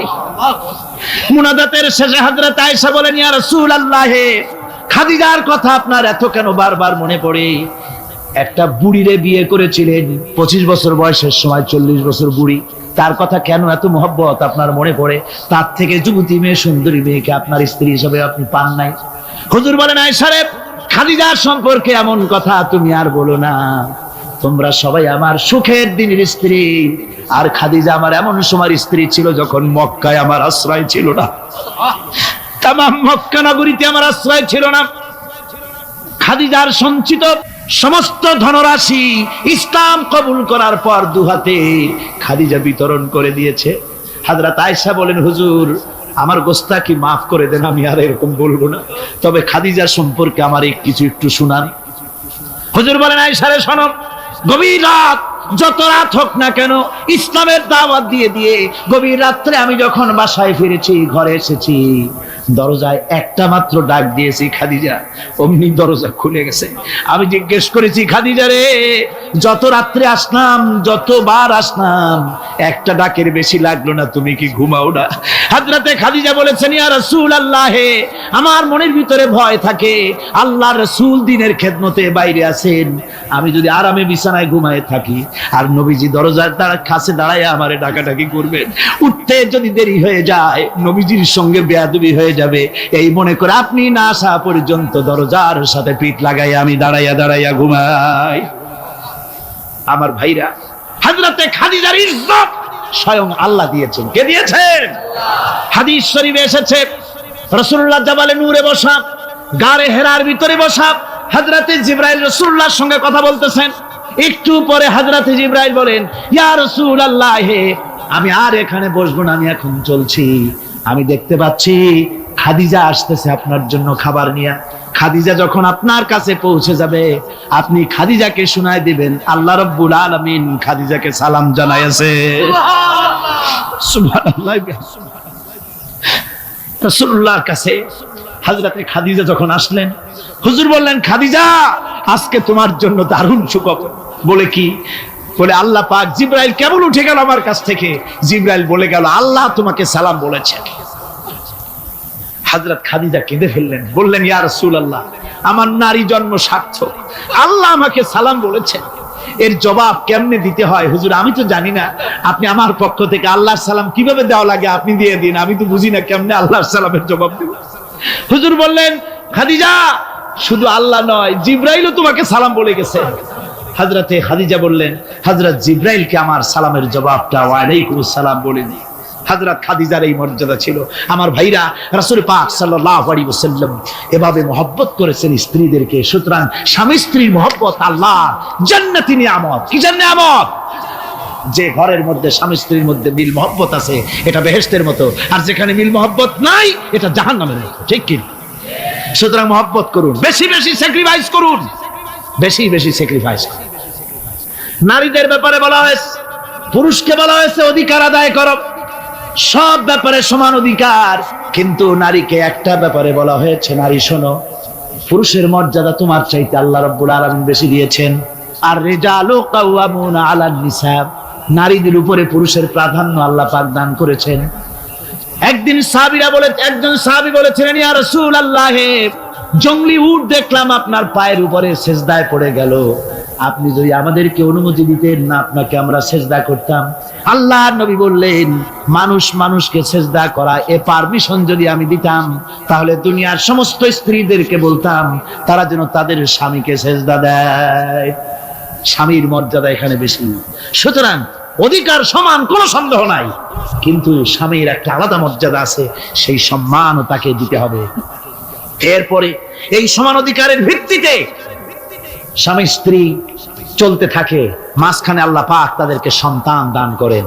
আল্লাহ তাদেরকে, নারীকে লেখাপড়ার অধিকার দিয়েছেন, ইসলাম তাকে লেখাপড়ার অধিকার দিয়েছে, শিক্ষার অধিকার দিয়েছে। হযরত আয়েশা সিদ্দিকা রাদিয়াল্লাহু তাআলা আনহা শিক্ষয়িত্রী ছিলেন, হাফেজা ছিলেন, হাদিসের হাফেজা ছিলেন, কোরআনের হাফেজা ছিলেন, হাজার হাজার সাহাবায়ে কেরামদের তিনি ওস্তাদ ছিলেন। সুবহানাল্লাহ। নারীদের ব্যাপারে অধিকাংশ মাসালা হযরত আয়েশা সিদ্দিকা রাদিয়াল্লাহু তাআলা আনহার অবদান। সুবহানাল্লাহ। নারী যুদ্ধ করেছে, যুদ্ধের ময়দানে নারীর অধিকার আছে, নারী চাকরি করতে পারবে, নারী ব্যবসা করতে পারবে, নারী লেখাপড়া করতে পারবে, নারী সেনাবাহিনীতে যেতে পারবে, নারী সব করতে পারবে, কিন্তু পর্দার মাধ্যমে। কিসের মাধ্যমে? স্বামী এবং পুরুষ এবং স্ত্রী, পুরুষ এবং নারী মাঝখানে একটা পর্দা থাকতে হবে। সে কথা একটু পরে বলছি। এবার এই বধূ কিছুদিন পর মা হয়ে গেল। কি হয়ে গেল? মা হয়ে গেল। মা যখন হয়ে গেল, মর্যাদা আরো এক ধাপ বেড়ে গেল। আল্লাহ রাব্বুল আলামিন মায়ের মর্যাদা বেশি করে দিলেন। আল্লাহ পাক কোরআনে কারীমের মধ্যে বলেন, ওয়াসাইনাল ইনসানা বিওয়ালিদাইহি ইহসানা হামালাতুহু উম্মুহু কুরহাম ওয়া ওয়াদাআতুহু কুরহাম ওয়া হামলুহু ওয়া ফিসালুহু 30 শাহরা। আমি পৃথিবীর সমস্ত মানুষকে উপদেশ দিয়েছি, তোমরা তোমাদের মায়ের প্রতি সম্মান করো, ihsan করো। তোমার মা তোমাকে গর্ভধারণ করেছে অত্যন্ত কষ্টের সাথে, আর ডেলিভারিও করেছে কষ্টের সাথে। খবরদার মায়ের সাথে বেয়াদবি করো না। কে বলেছেন? আল্লাহ পাক বলেছেন মায়ের ihsan করো। আল্লাহ রাব্বুল আলামিন মা বাবার জন্য দোয়া করতে বললেন। আল্লাহ পাক বলেন, মা বাবার সামনে যেন কখনো মাথায় ঝাঁকি দিয়া চোখটা মোটা করে মা বাবার সঙ্গে কথা বলো না। ওয়াকুল লাহুমা কাওলান কারীমা। মা বাবার সঙ্গে যখন কথা বলবে সম্মান সূচক কথা বলবে। আর মা বাবার জন্য আমার কাছে দোয়া কর। কে শিখায়? আল্লাহ। কে শিখান? আল্লাহ বলছেন, বান্দারে তোর মা বাবার জন্য আমার কাছে দোয়া করবি। রব্বিরহামহুমা কামা রাব্বায়ানি সগীরা। জোরে সোরে পড়েন, রব্বিরহামহুমা কামা রাব্বায়ানি সগীরা। আয় আল্লাহ, আমার মা বাপ যেমন আমাকে স্নেহ করে লালন পালন করেছে আমার ছোটবেলায়, তুমি আমার মা বাপকে তোমার রহমতের কোলে লালন পালন করো। কে শিখায়? আল্লাহ পাক শিখিয়ে দিচ্ছেন। আমার ভাইরা, ইয়ামেন থেকে একজন লোক এসেছে। হাদিস, ইয়ামেন থেকে একজন লোক এসেছে হুজুরের সামনে, তার বুড়িমা সাথে। বলছে, হুজুর, এই অচল বুড়িমা, হাঁটতে পারে না, চলতে পারে না, এই আমার মা। এরে ঘাড়ে করিয়া আমি ওকুফে আরাফা করেছি, একে নিয়ে মিনা মুজদালিফা করেছি, রমি করেছি, একে নিয়ে আমি সাফা মারওয়া সাই করেছি। এই মাকে ঘাড়ে করে আমি আল্লাহর ঘর তাওয়াফ করেছি। হজের সব কাজ মায়ের ঘাড়ে করে করছি। আল্লাহর নবী, আমি কি আমার মায়ের হক আদায় করতে পেরেছি? হুজুর বললেন, না, আদায় হয়নি। মায়ের হক আদায় হয় নাই। অর্থাৎ বুকের চামড়া দিয়ে মায়ের পায়ের যদি স্যান্ডেল তৈরি করে দেওয়া হয়, এক ফোঁটা দুধের হক আদায় হবে না। সেই মায়ের সঙ্গে নাফরমানি হচ্ছে, বেয়াদবি হচ্ছে, বউয়ের কথার মতো মায়ের সাথে দুর্ব্যবহার করা হচ্ছে। আমার দেশে গুলি হচ্ছে, হচ্ছে না? হচ্ছে। মা কোথায় পড়ে আছে কোনো খোঁজ নাই, খবর নাই। তার জন্য কোনো ভালো খাবার ব্যবস্থা, কাপড় চোপড় নাই। বন্ধুদের জন্য সব আছে, মায়ের জন্য নাই, বাপের জন্য নাই। মা তো বুড়ি হয়ে গেছে, এখন আর মা নাই। বাপ তো বুড়ো হয়ে গেছে, কামাই করতে পারে না, এখন আর বাপ নাই, এখন হয়ে গেছে বুড়ো। আর মা হয়েছে বুড়ি। আর আব্বা হয়েছে, যার মেয়ে বিয়ে করেছে শ্বশুর এখন আব্বা, আর শাশুড়ি হয়েছে আম্মা। মা আর বাপ বাসি হয়ে গেছে, বাপ পড়ে গেছে। আমার বন্ধুগণ, শুনে রাখুন, আল্লাহর নবী বলেছেন, তিনজনের দোয়া আল্লাহর কাছে অব্যর্থভাবে কবুল হয়ে যায়। মুস্তাজাবুদ দাওয়াত তিনজন। মুসাফিরের দোয়া কবুল হয়, মজলুমের দোয়া কবুল হয়, আর মা বাপ যদি সন্তানের জন্য দোয়া করে অবশ্যই সে দোয়া আল্লাহর দরবারে মঞ্জুর হয়ে যায়। সুতরাং মা বাপের খেদমত করতে হবে, মহব্বত করতে হবে। আমি মা বোনদের বলতে চাই, আমার মা বোনেরা, পর্দার আড়ালে বসে আপনারা যারা ওয়াজ শুনছেন, ভালো করে শুনুন। আমরা পুরুষ, আমাদের পায়ের তলে জুতা। পুরুষের পায়ের তলে কি? জুতা। আপনারা নারী, আপনাদের পায়ের তলে আল্লাহর জান্নাত। জোরে কোন সুবহানাল্লাহ, জোরে বলেন সুবহানাল্লাহ। ও নারী, ও মহিলা, তোমাদের সম্মান আল্লাহ কোথায় তুলে দিল? পুরুষের পায়ের তলে জুতা, তুমি নারী, তোমার পায়ের তলে আল্লাহর বেহেশত। আল জান্নাতু তাহতা আকদামিন মুহাত। মায়ের পায়ের তলে আল্লাহর বেহেশত। সুবহানাল্লাহ পড়েন, সুবহানাল্লাহ পড়েন। আল্লাহ রাসূল বলেছেন, মা বাপ যদি, বুখারী শরীফের হাদিস, মা বাপ যদি অসন্তুষ্ট হয়, আল্লাহ অসন্তুষ্ট হয়ে যান। মা বাপ সন্তুষ্ট হন, আল্লাহ সন্তুষ্ট হয়ে যান। সুবহানাল্লাহ। আমরা বিভিন্ন জায়গায় হাদিয়া তোহফা নিয়ে যায়, যেখানে দোয়া কবুল হওয়ার সম্ভাবনা কম, 50-50, হইলেও পারে না হইলেও পারে, সেইখানে পয়সা পাতি হাদিয়া তোহফা নজর নিয়াজ নিয়ে যায়। আর যেখানে 100% সিউরিটি আছে সেখানে হাদিয়া তোহফা দেই না, মা বাপকে হাদিয়া তোহফা দেয়। মা বাপের পায়ের উপরে চুমা খান, কিসমত পাল্টে যাবে, তকদীর পাল্টে যাবে। মা বাপকে ভালোবাসুন। সুতরাং মায়ের মহব্বত, মাকে আল্লাহ পাক এভাবে মহব্বত তাকে সম্মান দিয়েছেন। নারী কন্যা হিসেবে, বধূ হিসেবে, মাতা হিসেবে তার মর্যাদা সবচেয়ে বেশি। এরপরে বলবো পর্দার কথা। আমার মা বোনেরা, আল্লাহ রাব্বুল আলামিন মহিলাদেরকে বলেছেন, পুরুষদেরকে বলেছেন, কুল্লিল মুমিনিনা ইয়াগুদ্দু মিন আবসারিহিম। ও নবী, মোমেন পুরুষদেরকে বলে দেন তারা যেন তাদের চক্ষুকে পরনারী থেকে নিম্নগামী রাখে। আর মহিলাদেরকে বলা হয়েছে কুল্লিল মুমিনাতি ইয়াগুদুনা মিন আবসারিহিন্না। ও মুমিনা মহিলারা, তোমরা যেন তোমাদের চক্ষুকে পর পুরুষ থেকে যেন নিম্নগামী রাখো। এটা আল্লাহর হুকুম। কার হুকুম? আল্লাহর হুকুম। পর্দায় থাকতে আল্লাহ বলেছেন, আল্লাহ পাক বলেছেন, ওয়াকারনা ফি বুয়ুতিকুন্না ওয়ালা তাবাররাজনা তাবাররুজাল জাহিলিয়াতুল উলা। খবরদার, তোমরা জাহালাতের যুগের মতো ঠাক ঠমক নিয়ে চলাফেরা করো না। তোমরা মানুষকে তোমাদের সৌন্দর্য বিকশিত করে দেখায়ও না। কোরআনে কারিমে সূরা নূরে বলা হয়েছে, প্রত্যেকটি বয়সপ্রাপ্তা নারী এমন একটা চাদর পরবে যে চাদর পরলে তার মাথা, তার গলা, তার বুকটা ঢেকে যাবে। এরকম একটা চাদর পরা ইসলাম কি করেছে? ফরজ করে দিয়েছে। আল্লাহ পাক ফরজ করেছেন। কি করেছেন? ফরজ করে দিয়েছেন। মা বোনেরা, আপনারা মেহেরবানি করে এমন একটা চাদর পরবেন। আজকাল ওড়না আছে ঠিকই, কিন্তু ওড়না যে অর্থে ব্যবহার করতে বলা হয়েছে ওই অর্থে নাই। এখন ওড়না মেয়েরা অনেক ক্ষেত্রে মাফলারের মতো গলায় ঝুলাই রাখে, গামছার মতো ঝুলাই রাখে। এরকমের জন্য ওড়না ব্যবহার করতে বলা হয় নাই। ওড়না হলো মাথাটা, গলাটা, বুকটা ঢেকে যায় এবং একটু পুরু হতে হবে। পাতলা মশারির তেনা দিয়ে ওড়না বানাইলে হবে না, সেটা একটু পুরু হতে হবে, শালীন হতে হবে, মার্জিত হতে হবে। আমি একটি কথা আপনাদের বলি, এই বাংলাদেশে আজ পর্যন্ত যত নারীর মুখে অ্যাসিড পড়েছে, অ্যাসিড পড়ে নাই নারীর মুখে? বখাটে ছেলে যুবতী মেয়ের উপরে আকৃষ্ট হয়ে তাকে বিয়ের প্রস্তাব দিয়েছে বা কুপ্রস্তাব দিয়েছে, সে প্রত্যাখ্যান করেছে, পরে তার মনের ঝাল মিটাবার জন্য মুখে অ্যাসিড মারছে। আপনারা বলেন, এমন কোন ঘটনা জানেন কিনা যে বোরখা পরিহিতা কোনো মেয়ের মুখে অ্যাসিড পড়েছে? জানা আছে কিনা আপনাদের? না, বলতে পারবেন না। বোরখা পরা মেয়েদের উপরে এগুলি হয় নাই। কারণ হলো সে আল্লাহর হুকুম রক্ষা করেছে। যে বোরখা পরেছে, চাদর পরেছে, সে কার হুকুম রক্ষা করেছে? ওই মহিলা আল্লাহর হুকুম রক্ষা করেছে। এবার আল্লাহর দায়িত্ব হয়েছে তার শরীর, তার ইজ্জতকে হেফাজত করা। মেয়েরা যদি ঠোঁটে রং লাগায়া, মাথার চুল খোলা রেখে রাস্তায় ঘোরে, রিকশাওয়ালা পর্যন্ত ডাকে ভাবি সাহেবা, দোকানে গেলে দোকানদার কয় আপা, আর যদি বোরখা পরা থাকে যে দেখে সেই কয় খালাম্মা, চাচি আম্মা, সম্মান করে কথা বলে। ঠিক কিনা কর?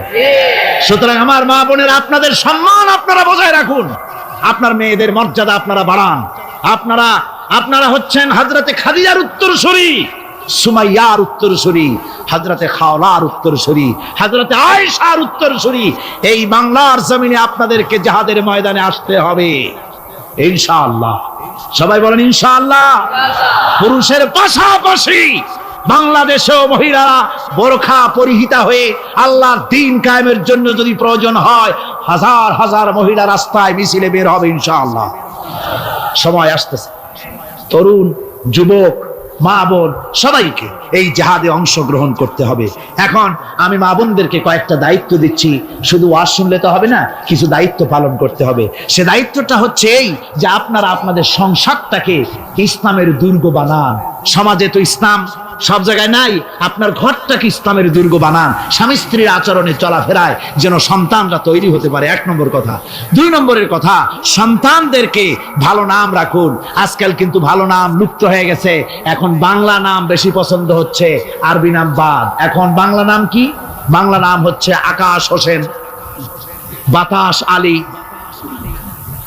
তারপরে সাগর খাতুন, সৈকত বেগম ইত্যাদি, বিপুল, এই সব নাম হয়েছে এই বাংলা নাম। এর কোনো অর্থ নাই।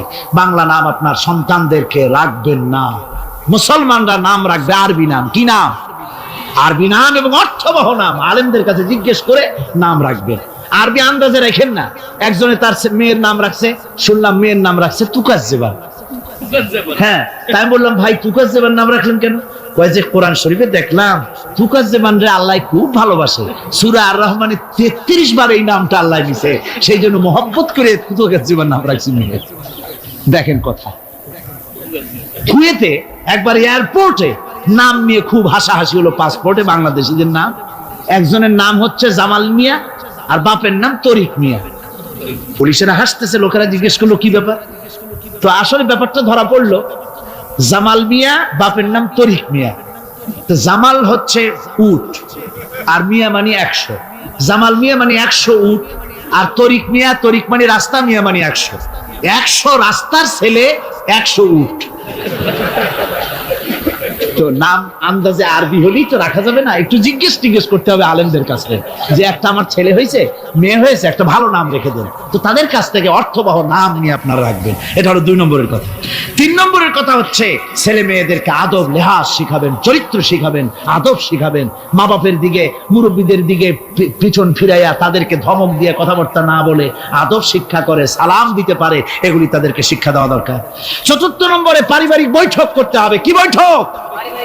প্রত্যেক বাড়িতে সপ্তাহে 1 বার অথবা 2 বার পারিবারিক বৈঠক। স্বামী, স্ত্রী, ছেলেমেয়ে সব এক জায়গায় বসবে। যে কোনো একটা দিন রাতের বেলায় বা বিকেলে 1 ঘন্টা এক জায়গায় বসে আলোচনা করবেন। তুমি কলেমাটা পড়ো, তো বউরে কবেন তুমি কলেমা পড়ো, শুনি হয় কিনা। আমার তাশাহুদটা আমি পড়ি, আত্তাহিয়াতু লিল্লাহি ওয়াস সালাতু তাওয়াবাত হয় কিনা তুমি একটু শোনো তো, দোয়া কুনুতটা হয় কিনা শোনো তো। আচ্ছা, নামাজের মধ্যে কয়টা ফরজ কত দেখি? ছেলের কাছে জিজ্ঞেস করেন, মেয়ের কাছে। বই একটা সামনে নিয়ে খুলে একজন আরেকজনকে জিজ্ঞেস করেন। কোরআন শরীফ বলে সূরা ফাতিহাটা পড়ো দেখি সহি হয় কিনা। এইভাবে করে 1 ঘন্টা দিন আলোচনা করে তারপরে দরুদ শরীফ পড়ে আল্লাহর কাছে দোয়া করেন, আল্লাহ আমার বউ, আমার বাচ্চা, এই সব নিয়ে তোমার দ্বীনের কথাবার্তা বলছি, আল্লাহ তুমি দয়া করে আমার এই বিবি বাল বাচ্চাগুলিকে দ্বীনের রাস্তায় রাখো, চরিত্রবান বানায় রাখো, এরা যেন সন্ত্রাসী হয় না, এরা যেন মারামারি করে না, এদেরকে দিনদার বানাও, পরহেজগার বানাও। আপনার দোয়া আল্লাহর কাছে কবুল হয়ে যাবে, আল্লাহর কাছে কবুল হয়ে যাবে, সন্তান আর খারাপ হবে না। কথা বুঝতে পেরেছি? স্বামী চাকরি করে, যা বেতন পায় তা দিয়া চলে না। স্ত্রী তখন বলে, মেয়া তুমি চাকরি করো, তোমার একই চাকরি আর একজনে করে, পাশের বাসার বল তুমি আর বাপ। তার বাড়িতে যদি এসি আর ফ্রিজ আসতে পারে, তোমার বাড়িতে আসে না কেন? তুমি পারো না কেন? তুমি পুরুষ না আর কিছু? বেচারা প্রত্যেকদিন খাবারের সময় বউর এই ধরনের ধাক্কা মারা কথা শুনে শুনে শেষ পর্যন্ত এই ভালো লোকটা বাধ্য হয় বাম হাতে টাকা কামাই করা, ঘুষ খেতে বাধ্য হয়। ঠিক কিনা কর? আবার অনেক স্ত্রী এমন আছে, স্বামী ঘুষখোর, আল্লাহর ভয় দেখায়া তার কাছে আবেদন নিবেদন করে আস্তে আস্তে এভাবে করে স্বামীকে খারাপ পথ থেকে ফিরা আছে না? আছে। সুতরাং মা বোনদের বলবো, আপনারা স্বামীদেরকে ভালো পথে পরিচালিত করার জন্য চেষ্টা করবেন, সন্তানদেরকে, স্বামীদেরকে ভালোভাবে চেষ্টা করবেন যেন দ্বীনের রাস্তায় তারা পরিচালিত হয়। এরপরে আপনারা ইসলামী সাহিত্য অধ্যয়ন করবেন, কোরআন হাদিস ইত্যাদি অধ্যয়ন করবেন, সেগুলির পাঠাগার তৈরি করবেন, এগুলি পড়াশোনা করে নিজেদের জীবনকে গড়ে তুলবেন।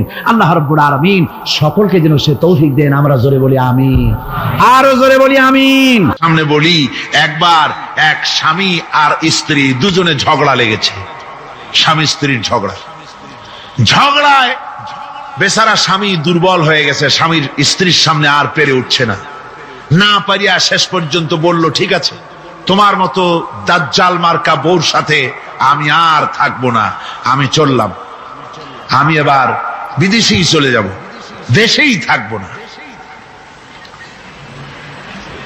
স্ত্রী কিছু বলতেছে না। স্বামী দেখে যে সন্ধ্যা পর্যন্ত স্ত্রী তাকে সাধেও না, মহা সমস্যা। বলেও বেচারা মুসিবতে পড়েছে, প্রেস্টিজ কনসার্ন হয়েছে, ইজ্জতের ব্যাপার। শেষ পর্যন্ত জায়নামাজ বালিশ টালিশ পেছাইয়া বিদেশের উদ্দেশ্যে নিজেকে তৈরি করে বারান্দায় নেমে বলল যে মাগরিবের রক্ত যখন হয়েই গেল, মাগরিবটা পড়ে নেই। মাগরিব পড়েছে, দোয়া তাসবিহ ইত্যাদি পড়ছে, দেখেনি স্ত্রীর পক্ষ থেকে কোনো কি দাওয়াত আসে যে আপনার যাইয়া কাম নাই। তো স্ত্রী বেচারিও বুঝে ফেলেছে তার স্বামীর দৌরত্ব কত দূর, সেই জন্য সেও আর কিছু ক্ষয় হয় না। এশা রক্ত যখন হয়ে গেছে, তখন বিড়বিড় করে স্বামী বেচারা বলছে, মানুষ নাকাউয়ার জাত, সন্ধ্যার আগে ছিলাম কোথায় আর এখন আসলাম কোথায়। বউ ঘরে বসে কয় যে বুঝছি, আর যাওয়া লাগবে না বিদেশে। ঘরের থেকে বারান্দায় নামি তুমি বলো মানুষ না কাউয়ের জাত, সন্ধ্যায় ছিলা কোথায়, এখন নামছো কোথায়? তোমার আর বিদেশে যায় কাম নাই, তুমি ঘরে এসে মশারির মধ্যে ঢোকো। বুঝলেন? তো পৃথিবী থেকে মাত্র 2,32,000 মাইল দূরে চাঁদ, সেই চাঁদে অবতরণ করে বলছে মোহাম্মদ সাল্লাল্লাহু আলাইহি ওয়াসাল্লাম কি চাঁদে গেছে? আরে বেকুব, 2,32,000 মাইল দূরের চাঁদ নয়, 9,30,00,000 মাইল দূরের সূর্য নয়, কোটি কোটি সহস্র কোটি মাইল দূরের গ্যালাক্সি নয়, মিল্কি ওয়ে নয়, সমস্ত তারকারাজি গ্রহ পুঞ্জ সব কিছুকে পেরিয়ে গিয়ে 7 আকাশ ফুড়ে মুহাম্মদ সাল্লাল্লাহু আলাইহি সাল্লাম আরশে আজিম ভ্রমণ করেছেন, যা পৃথিবীর কোন বিজ্ঞানের পক্ষে সম্ভব নয়। সুতরাং মুহাম্মদ সাল্লাল্লাহু আলাইহি সাল্লাম সর্বকালের সর্বযুগের সব ব্যাপারে শ্রেষ্ঠ মহান ব্যক্তিত্ব। এরপরে আল্লাহ রাব্বুল আলামিন বলছেন وَخَلَقْنَاكُمْ أَزْوَاجًا, আমি তোমাদের নারী এবং পুরুষের জোড়া পয়দা করেছি।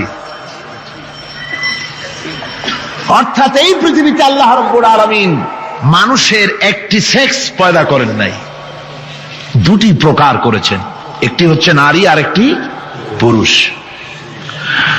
এই নারী আর পুরুষ আল্লাহ পাকের এটি একটি বিরাট কুদরত। এই নারী এবং পুরুষ সৃষ্টি করে পরস্পর পরস্পরের প্রতি আল্লাহ আকর্ষণ সৃষ্টি করেছেন। দুজনের একের প্রতি অপরের আকর্ষণ আল্লাহ পাক নিজেই সৃষ্টি করে দিয়েছেন। وَمِنْ آيَاتِهِ أَنْ خَلَقَ لَكُمْ مِنْ أَنْفُسِكُمْ أَزْوَاجًا لِتَسْكُنُوا إِلَيْهَا وَجَعَلَ بَيْنَكُمْ مَوَدَّةً وَرَحْمَةً। আমার অনেক নিদর্শনাবলীর মধ্যে এটিও একটি নিদর্শন যে আমি তোমাদের থেকে তোমাদের স্ত্রীদেরকে তোমাদের জোড়া পয়দা করেছি। আর কি করেছি, কেন করেছি? লিতাসকুনু ইলাইহা, যাতে করে তোমরা পরস্পর পরস্পরের কাছ থেকে শান্তি, প্রীতি, প্রেম, ভালোবাসা, মহব্বত লাভ করতে পারো। এটা আমার নিদর্শন একটি। কিরকম নিদর্শন? ভিন্ন পরিবেশে লালিতা পালিতা একটি মেয়ে ভিন্ন পরিবেশে লালিত পালিত একটি পুরুষের সঙ্গে যখন বিবাহ হয়ে যায়, আল্লাহ রাব্বুল আলামিন বলেন আমি তখন একের প্রতি অপরের মহব্বত আর ভালোবাসা আমি আল্লাহ তৈরি করে দেই। ওই মেয়েটি জানার কথা না, মেয়েটির বাড়ি হচ্ছে লংলা, শ্রীমঙ্গল, বিয়ে হয়েছে দিনাজপুর। দিনাজপুরের লোকেরা বোয়াল মাছ খায় না, কিন্তু এখানের লোকেরা বোয়াল মাছ খুব পছন্দ করে। কথা বুঝতে পেরেছে? এখানে কথাবার্তা এক রকমের, সেখানের কথাবার্তা আর এক রকমের। এই দুইটা মিলাইয়া কিতে হয়েছে তো কিতে হয়েছে। কথা বুঝতে এখন উপায়টা কি? অথচ এই দুই স্বামী স্ত্রীর মধ্যে আল্লাহ পাক কি মহব্বত পয়দা করে দেন, একজন আরেকজনের জন্য জীবন দিতে প্রস্তুত হয়ে যায়। সুবহানাল্লাহ পড়েন। আল্লাহ রাব্বুল আলামিন বলেন ওয়াজআলা বাইনাকুম মাওয়াদ্দাতান, প্রথমে তো ভালোবাসা সৃষ্টি করি, প্রেম সৃষ্টি করি। বিবাহ হওয়ার পর যে ভালোবাসা হয় বিশেষ উদ্দেশ্যকে সামনে রেখে ওই ভালোবাসা হয়। এরপরে যখন বয়স বাড়তে থাকে, যখন বার্ধক্য আসে, তখন ওই ভালোবাসাটা আর থাকে না যেটা ছিল প্রথম। সেটা আমি ওয়াজআলা বাইনাকুম মাওয়াদ্দাতান ওয়া রাহমা, মাওয়াদ্দা তখন রহমতে পরিণত হয়ে যায়। প্রথমে থাকে একটা প্রেম কেন্দ্রিক ভালোবাসা। পরবর্তী সময় যখন স্বামী বুড়ো হয়ে যায় আর স্ত্রী যখন বুড়ি হয়, তখন আল্লাহ পাক বলেন আমি উভয়ের মধ্যে সহৃদয়তা, করুণার সৃষ্টি করে দেই।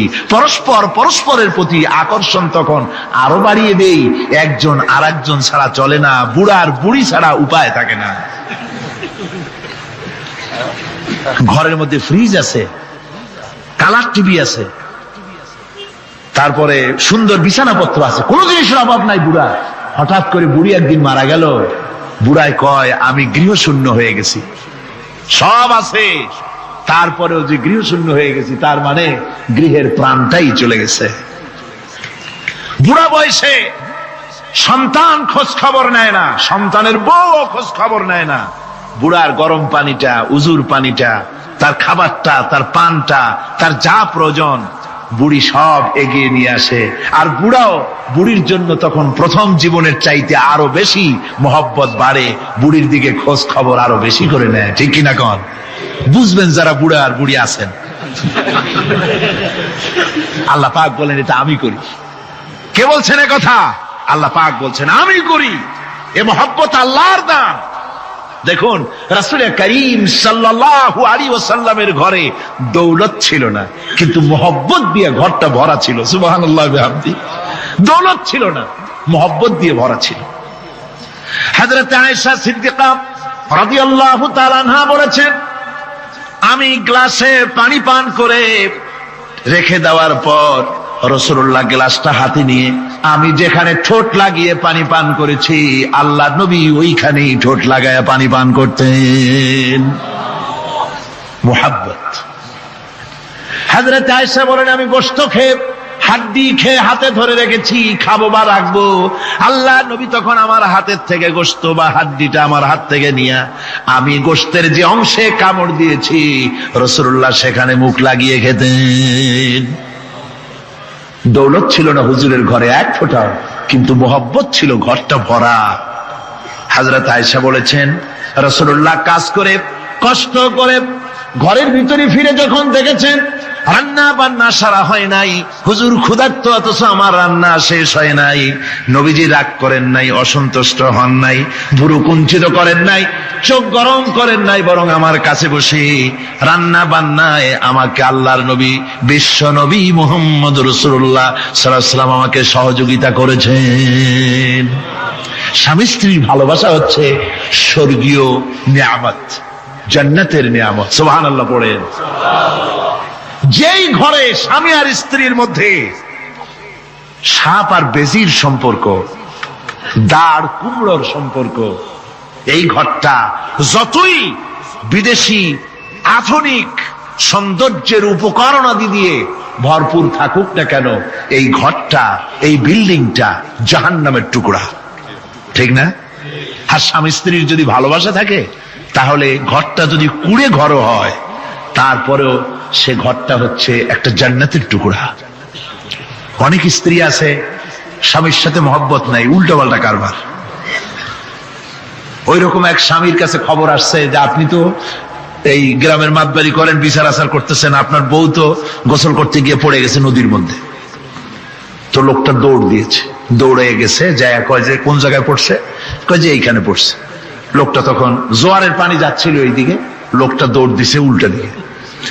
লোকেরা কয় যে মিয়া তোমার বউ পড়েছে এইখান থেকে জোয়ারের পানি এদিকে যায়, তুমি উল্টা দৌড়াও কেন? মাতবার বলছে যে দেখো এটা হচ্ছে আমাদের ইন্টারনাল অ্যাফেয়ার্স, এটা বুঝবা না। এই স্ত্রী সারাটি জীবন আমার উল্টা চলেছে। আমি যদি বলেছি 100, সে বলেছে 335। আমি যদি বলেছি এখন দিনের 12টা, সে বলেছে এখন রাত 3টা 35। সম্পূর্ণ উল্টা সারা জীবন যে চলেছে। সে যে নদীতে পড়ে জোয়ারে গেছে আমি তা বিশ্বাস করি না, উল্টাই গেছে। এই রকমের এক শ্রেণী আছে, স্বামী উল্টা থাকে, স্ত্রী উল্টা থাকে, এরকমও হয়। সুতরাং স্বামী এবং স্ত্রীর মধ্যে মুহাব্বত আর ভালোবাসা এটি মাবুদের একটি বিরাট নিয়ামত। অন্যের স্ত্রীর দিকে তাকালে কাম ভরে, খারাপ নজরে তাকালে জেনার গুনাহ হবে, হাত দিয়া ধরলে কাম ভাবে জেনার গুনাহ হবে।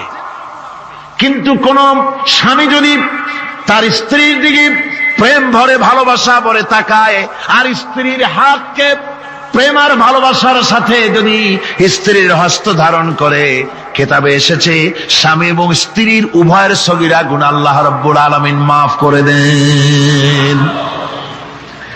আল্লাহ পাক বলছেন আমি তোমাদের থেকে তোমাদের জোড়া, তোমাদের স্ত্রীদেরকে পয়দা করেছি এবং পরস্পর পরস্পরের প্রতি ভালোবাসা এবং মহব্বত সৃষ্টি করে দিয়েছি। আজকে কথা উঠেছে সমাজে, আজকে কথা উঠেছে নারীর অধিকার নিয়ে। বলা হচ্ছে ইসলাম নারীকে, নারীর অধিকার ক্ষুণ্ণ করেছে। বলে না? বলে কিনা বলেন? আমাদের দেশে এই জন্য নারী পক্ষ, নারী সমাজ, নারী আন্দোলন পরিষদ, তারপরে এরকম অনেক আন্দোলন তারা বানিয়েছে। আর পত্র পত্রিকায় নানান রকমের ইসলাম সম্পর্কে তারা লিখছে। একটা পত্রিকা আজকে সকালে আমাকে একজন দিল, তার মধ্যে লিখেছে, হাদিসের বরাত দিয়েছে, তার মধ্যে লিখছে যে রাসূলুল্লাহ বলেছেন পৃথিবীর সব কিছু হচ্ছে ভোগের সামগ্রী, সেই ভোগের মধ্যে উত্তম ভোগের সামগ্রী হচ্ছে নারী। নাউজুবিল্লাহি মিন যালিক। এমন কথা রাসূলুল্লাহ বলেন নাই। হাদিসের নাম দিয়া তারপরে হুজুর যা বলেন নাই সেই সব কথা বলে বলে নারীদেরকে ইসলামের প্রতি বীতশ্রদ্ধ করাবার জন্য চেষ্টা চালানো হচ্ছে। অথচ নারীদের ব্যাপারে মুহাম্মদ সাল্লাল্লাহু আলাইহি ওয়াসাল্লাম সবচাইতে উত্তম কথা বলেছেন। এত সুন্দর কথা পৃথিবীতে আর কেউ বলে নাই, আর কেউ বলে নাই। নারী আজ অধঃপাতিতা, নির্যাতিতা। এই নির্যাতন থেকে, অধঃপতন থেকে নারীকে কে রক্ষা করতে পারে? ইসলাম। জোরে বলেন, কে পারে? কেবলমাত্র ইসলাম পারে, আর কেউ পারে না। নারী যখন তাদেরকে মেয়ে হয়েছে শোনা মাত্র তার বাপ তাকে মাটির নিচে পুঁতে রাখত, আছাড় মেরে মেরে ফেলে দিত। যখন তাদেরকে কবর দিয়ে দিত জীবিত অবস্থায়, সেই সময় রাসূলুল্লাহ এসে নারীদের সম্মান দিলেন, মর্যাদা দিলেন। রাসূলুল্লাহ বললেন, আমার কাছে তিনটা জিনিস প্রিয়, একটি হচ্ছে নামাজ, একটি হচ্ছে সুগন্ধি, আর একটা হচ্ছে স্ত্রী। নারীর যখন কোনো মর্যাদা নাই তখন নারীর মর্যাদা হুজুর দিলেন। যখন কন্যা সন্তান হওয়া আভিজাত্যের বিপরীত, কন্যা সন্তান হওয়া পুরুষের জন্য একটা অপমানকর। এখন আমাদের সমাজেও আছে, স্ত্রী গর্ভবতী হয়েছে, বন্ধুদের কাছে বলে ফেলেছে আগেই, সন্তান হয়ে গেছে কিন্তু কোনো খোঁজ খবর নাই। বন্ধুরা একদিন হঠাৎ জিজ্ঞেস করে, তোমার স্ত্রী গর্ভবতী হয়েছে? তারপরে তা তো অনেক দিনের কথা, কি হইল তা তো বললা না। কয় যে আশা তো করছিলাম হবে ছেলে, কিন্তু হয়েছে মেয়ে, সেই জন্য আর টেলিফোন করা, খবর দেওয়া জরুরত বোধ করিনি। আছে না এমন? আছে। আবার বারবার মেয়ে হয় বলে আমাদের দেশে তালাকের ঘটনা পর্যন্ত আছে। বারবার মেয়ে হয়, ছেলে হয় না মোটেও, তালাক দিয়ে দেয়। আচ্ছা, ওই মেয়েটারই, ওই স্ত্রীরই যদি এখানে হাত থাকে ছেলে বা মেয়ে হওয়ার ব্যাপারে, মানুষের যদি হাত থাকে, তাহলে দায়ী শুধু স্ত্রী হতে যাবে কেন? পুরুষ তুমিও তো দায়ী। তাহলে আসলে ছেলে এবং মেয়ে হওয়ার জন্য স্বামী এবং স্ত্রী কেউ দায়ী নয়। ব্যাপারটি আল্লাহ। ব্যাপারটি কার? আল্লাহ রাব্বুল আলামিন বলেছেন, আমি যাকে খুশি কন্যা দান করি, যাকে খুশি শুধু ছেলে দান করি, যাকে খুশি তারে ছেলেও দেই, মেয়েও দেই, আর যাকে খুশি আমি কিছুই দেই না। এ সবটাই আমার হাত। সুতরাং রাসূল পাক সাল্লাল্লাহু আলাইহি ওয়াসাল্লাম বলেছেন, খবরদার মেয়েদের বাপকে, মেয়ের বাপকে গালি দিও না। বারবার মেয়ে হয় বলে অনেকে মেয়ের বাপকে গালি দেয়, তাচ্ছিল্য করে, টিটকারি করে। হুজুর বলেছেন, মেয়ের বাপকে বিদ্রুপ করো না, গালি দিও না, যেহেতু আমি মুহাম্মদ সাল্লাল্লাহু আলাইহি ওয়াসাল্লাম মেয়েদের বাপ। রাসূল পাক সাল্লাল্লাহু আলাইহি ওয়াসাল্লাম বলেছেন, যে ঘরে একটা কন্যা সন্তান জন্মগ্রহণ করে, যে ঘরের ভিতরে একটি কন্যা সন্তান জন্মগ্রহণ করে, ওই ঘরের ভিতরে আল্লাহ রাব্বুল আলামিনের রহমতের ফেরেশতা ঢুকে সালাম দেয় আর বলে, আসসালামু আলাইকুম ইয়া আহলাল বাইত, হে ঘরের মালিকেরা, তোমাদের উপরে আল্লাহর রহমত বর্ষিত হোক। রহমতের ফেরেশতারা ঘরের ভিতরে প্রবেশ করে কন্যা সন্তানটির মাথার উপরে হাত বুলায় আর বলতে থাকে, এই দুর্বল দেহ একটি দুর্বল দেহের ভেতর থেকে বেরিয়ে এসেছে। এই কন্যা সন্তানটিকে যে লালন পালন করবে, আল্লাহ রাব্বুল আলামিন তাকে শান্তিতে রাখবেন। রাসূল পাক সাল্লাল্লাহু আলাইহি ওয়াসাল্লামের কাছে একজন এসে বলছি, ইয়া রাসূলুল্লাহ, আমার এক মেয়ে। হুজুর কয়, তোমার এক বেহেশত।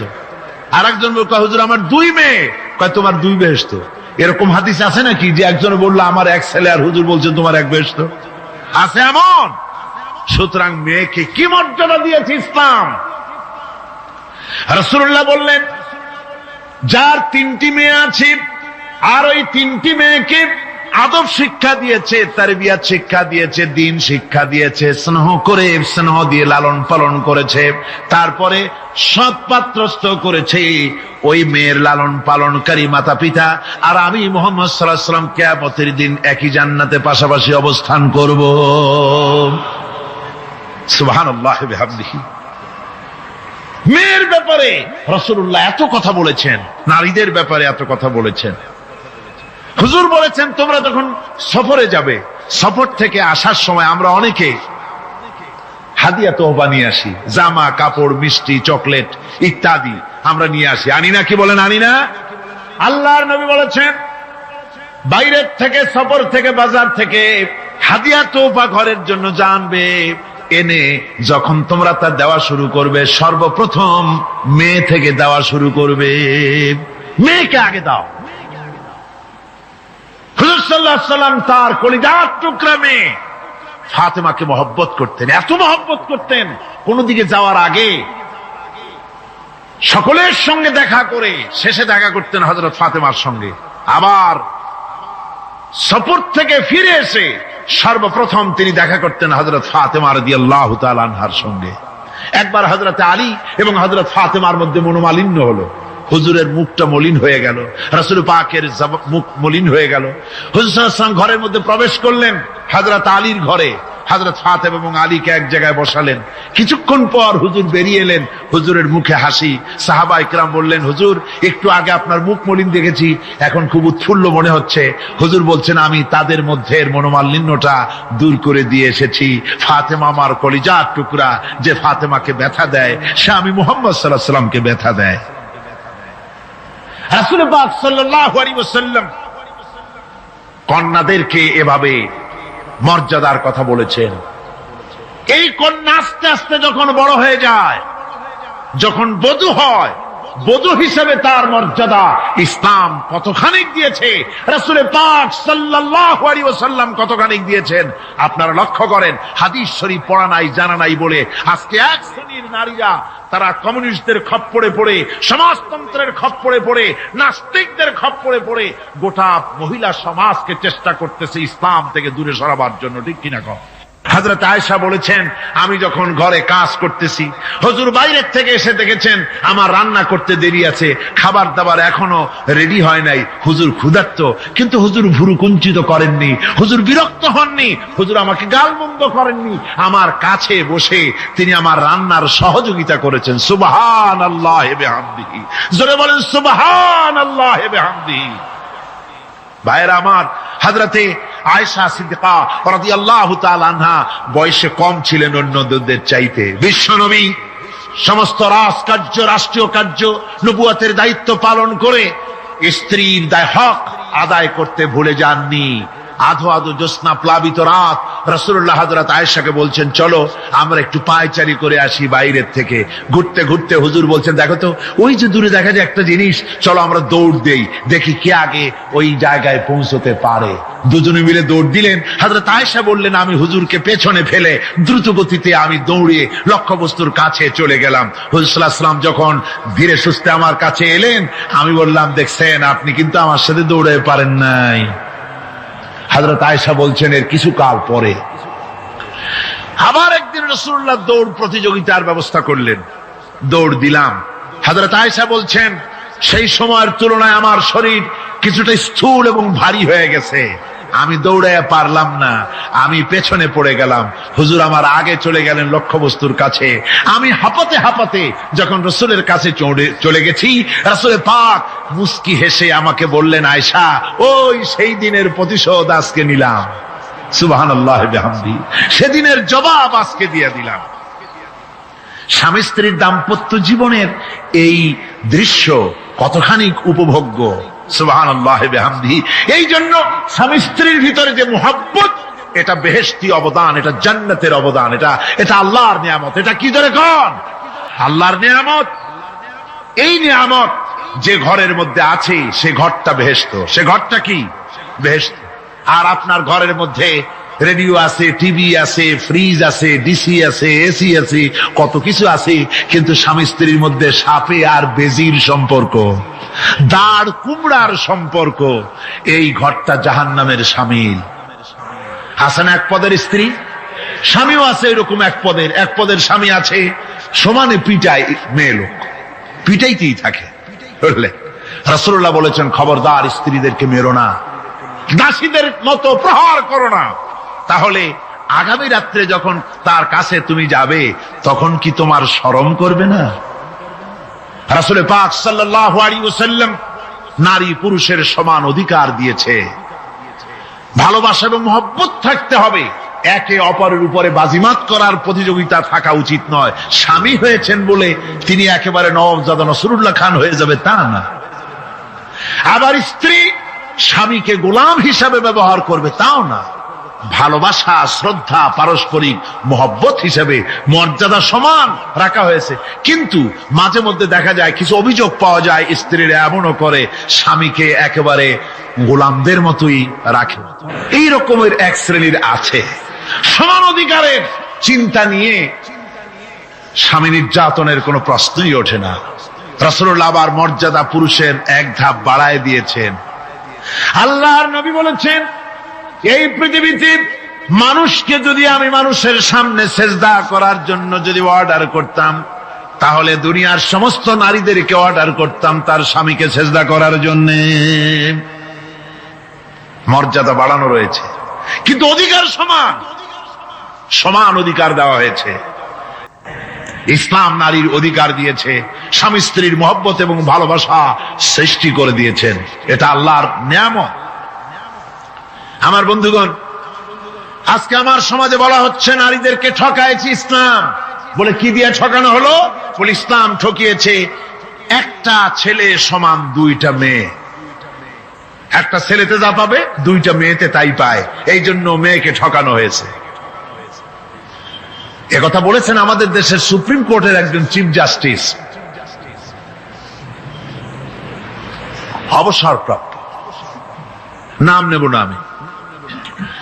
তো আমরা এটা শোনার পরে বললাম যে বাংলাদেশ পৃথিবীর দ্বিতীয় বৃহত্তম মুসলিম দেশ, এই দেশের সুপ্রিম কোর্টের চিফ জাস্টিস হয়ে কোরআন সম্পর্কে জ্ঞান এত নগণ্য, এত কম, এত পুর, তার জ্ঞানের এই বহর দেখে আমাদের শুধু করুণাই হয়। কোরআনে কারীমের এক জায়গায় তিনি দেখেছেন এক ছেলে সমান দুই মেয়ে, কিন্তু মেয়েকে যে আরো অনেক জায়গা থেকে দেওয়া হয় তা কি লক্ষ্য করো নাই? ছেলে তো এক জায়গায় পিতার কাছ থেকে বোনের ডাবল পেল, বোনের তুলনায় বেশি পেল এক জায়গায়, কিন্তু বোনকে মেয়েকে অনেক জায়গা থেকে আল্লাহ দেওয়ার ব্যবস্থা করেছেন। এই মেয়ে লোকটি পিতার কাছ থেকে পাবে, স্বামীর কাছ থেকে পাবে, ছেলের কাছ থেকে পাবে, ভাইয়ের কাছ থেকে পাবে, মায়ের কাছ থেকে পাবে, 5 জায়গা থেকে পাওয়ার ব্যবস্থা আল্লাহ তাকে করে দিয়েছেন। জোরে বলেন সুবহানাল্লাহ। 5 জায়গা থেকে তার পাওয়ার ব্যবস্থা আছে। এক জায়গায় একটু ছেলেকে বেশি দিয়েছে, দেখেই তার চোখ কাড়া হয়ে গেছে। আল্লাহর উপরে কমেন্ট করতেছে, নাউযুবিল্লাহি মিন যালিক। নারীকে ইসলাম সবচাইতে বেশি অধিকার দিয়ে তাকে প্রতিষ্ঠিত করেছে, সবচাইতে বেশি অধিকার তার। সব জায়গায় তাকে প্রতিষ্ঠিত করা হয়েছে। নারীদেরকে মহারণা দেওয়া ফরজ করে দেওয়া হয়েছে। নামাজ রোজা যেমন ফরজ, মহারণা দেওয়া তেমন কি? সেই মহারণা আজকাল বাঁধা হয়, বিশেষ করে রাজধানীতে, শহর সমূহে মহারণা বাঁধে। যত বেশি টাকা ততই সুনাম নাকি হয়। সেই জন্য জিজ্ঞাসা করা হয়, মেয়ের বিয়েতে মহারণা কত হলো? কয় মহারণা হচ্ছে 5,73,793 টাকা 75 পয়সা। বাবা, আদায় করে না কিন্তু মোটেও, ফাঁকি দেওয়ার ব্যবস্থা সব। সোনা দিলাম এত, খাওয়াইলাম এত, বাকি সব ইদিক সিদিক। মনে রাখবেন মুসলমানেরা, মহারণা দেওয়া নামাজ রোজার মতোই অবশ্য পালনীয় একটি কর্তব্য আল্লাহ রাব্বুল আলামিন করে দিয়েছেন। কোন স্বামী যদি মহারণা ধার্য করার পর যদি আদায় না করেন, স্ত্রী যদি স্বেচ্ছায় মহারণার টাকা মাফ না করে দেয়, তাহলে কিয়ামতের দিন ওই স্বামীকে আল্লাহর দরবারে জেনাকারের কাতারে দাঁড়াতে হবে।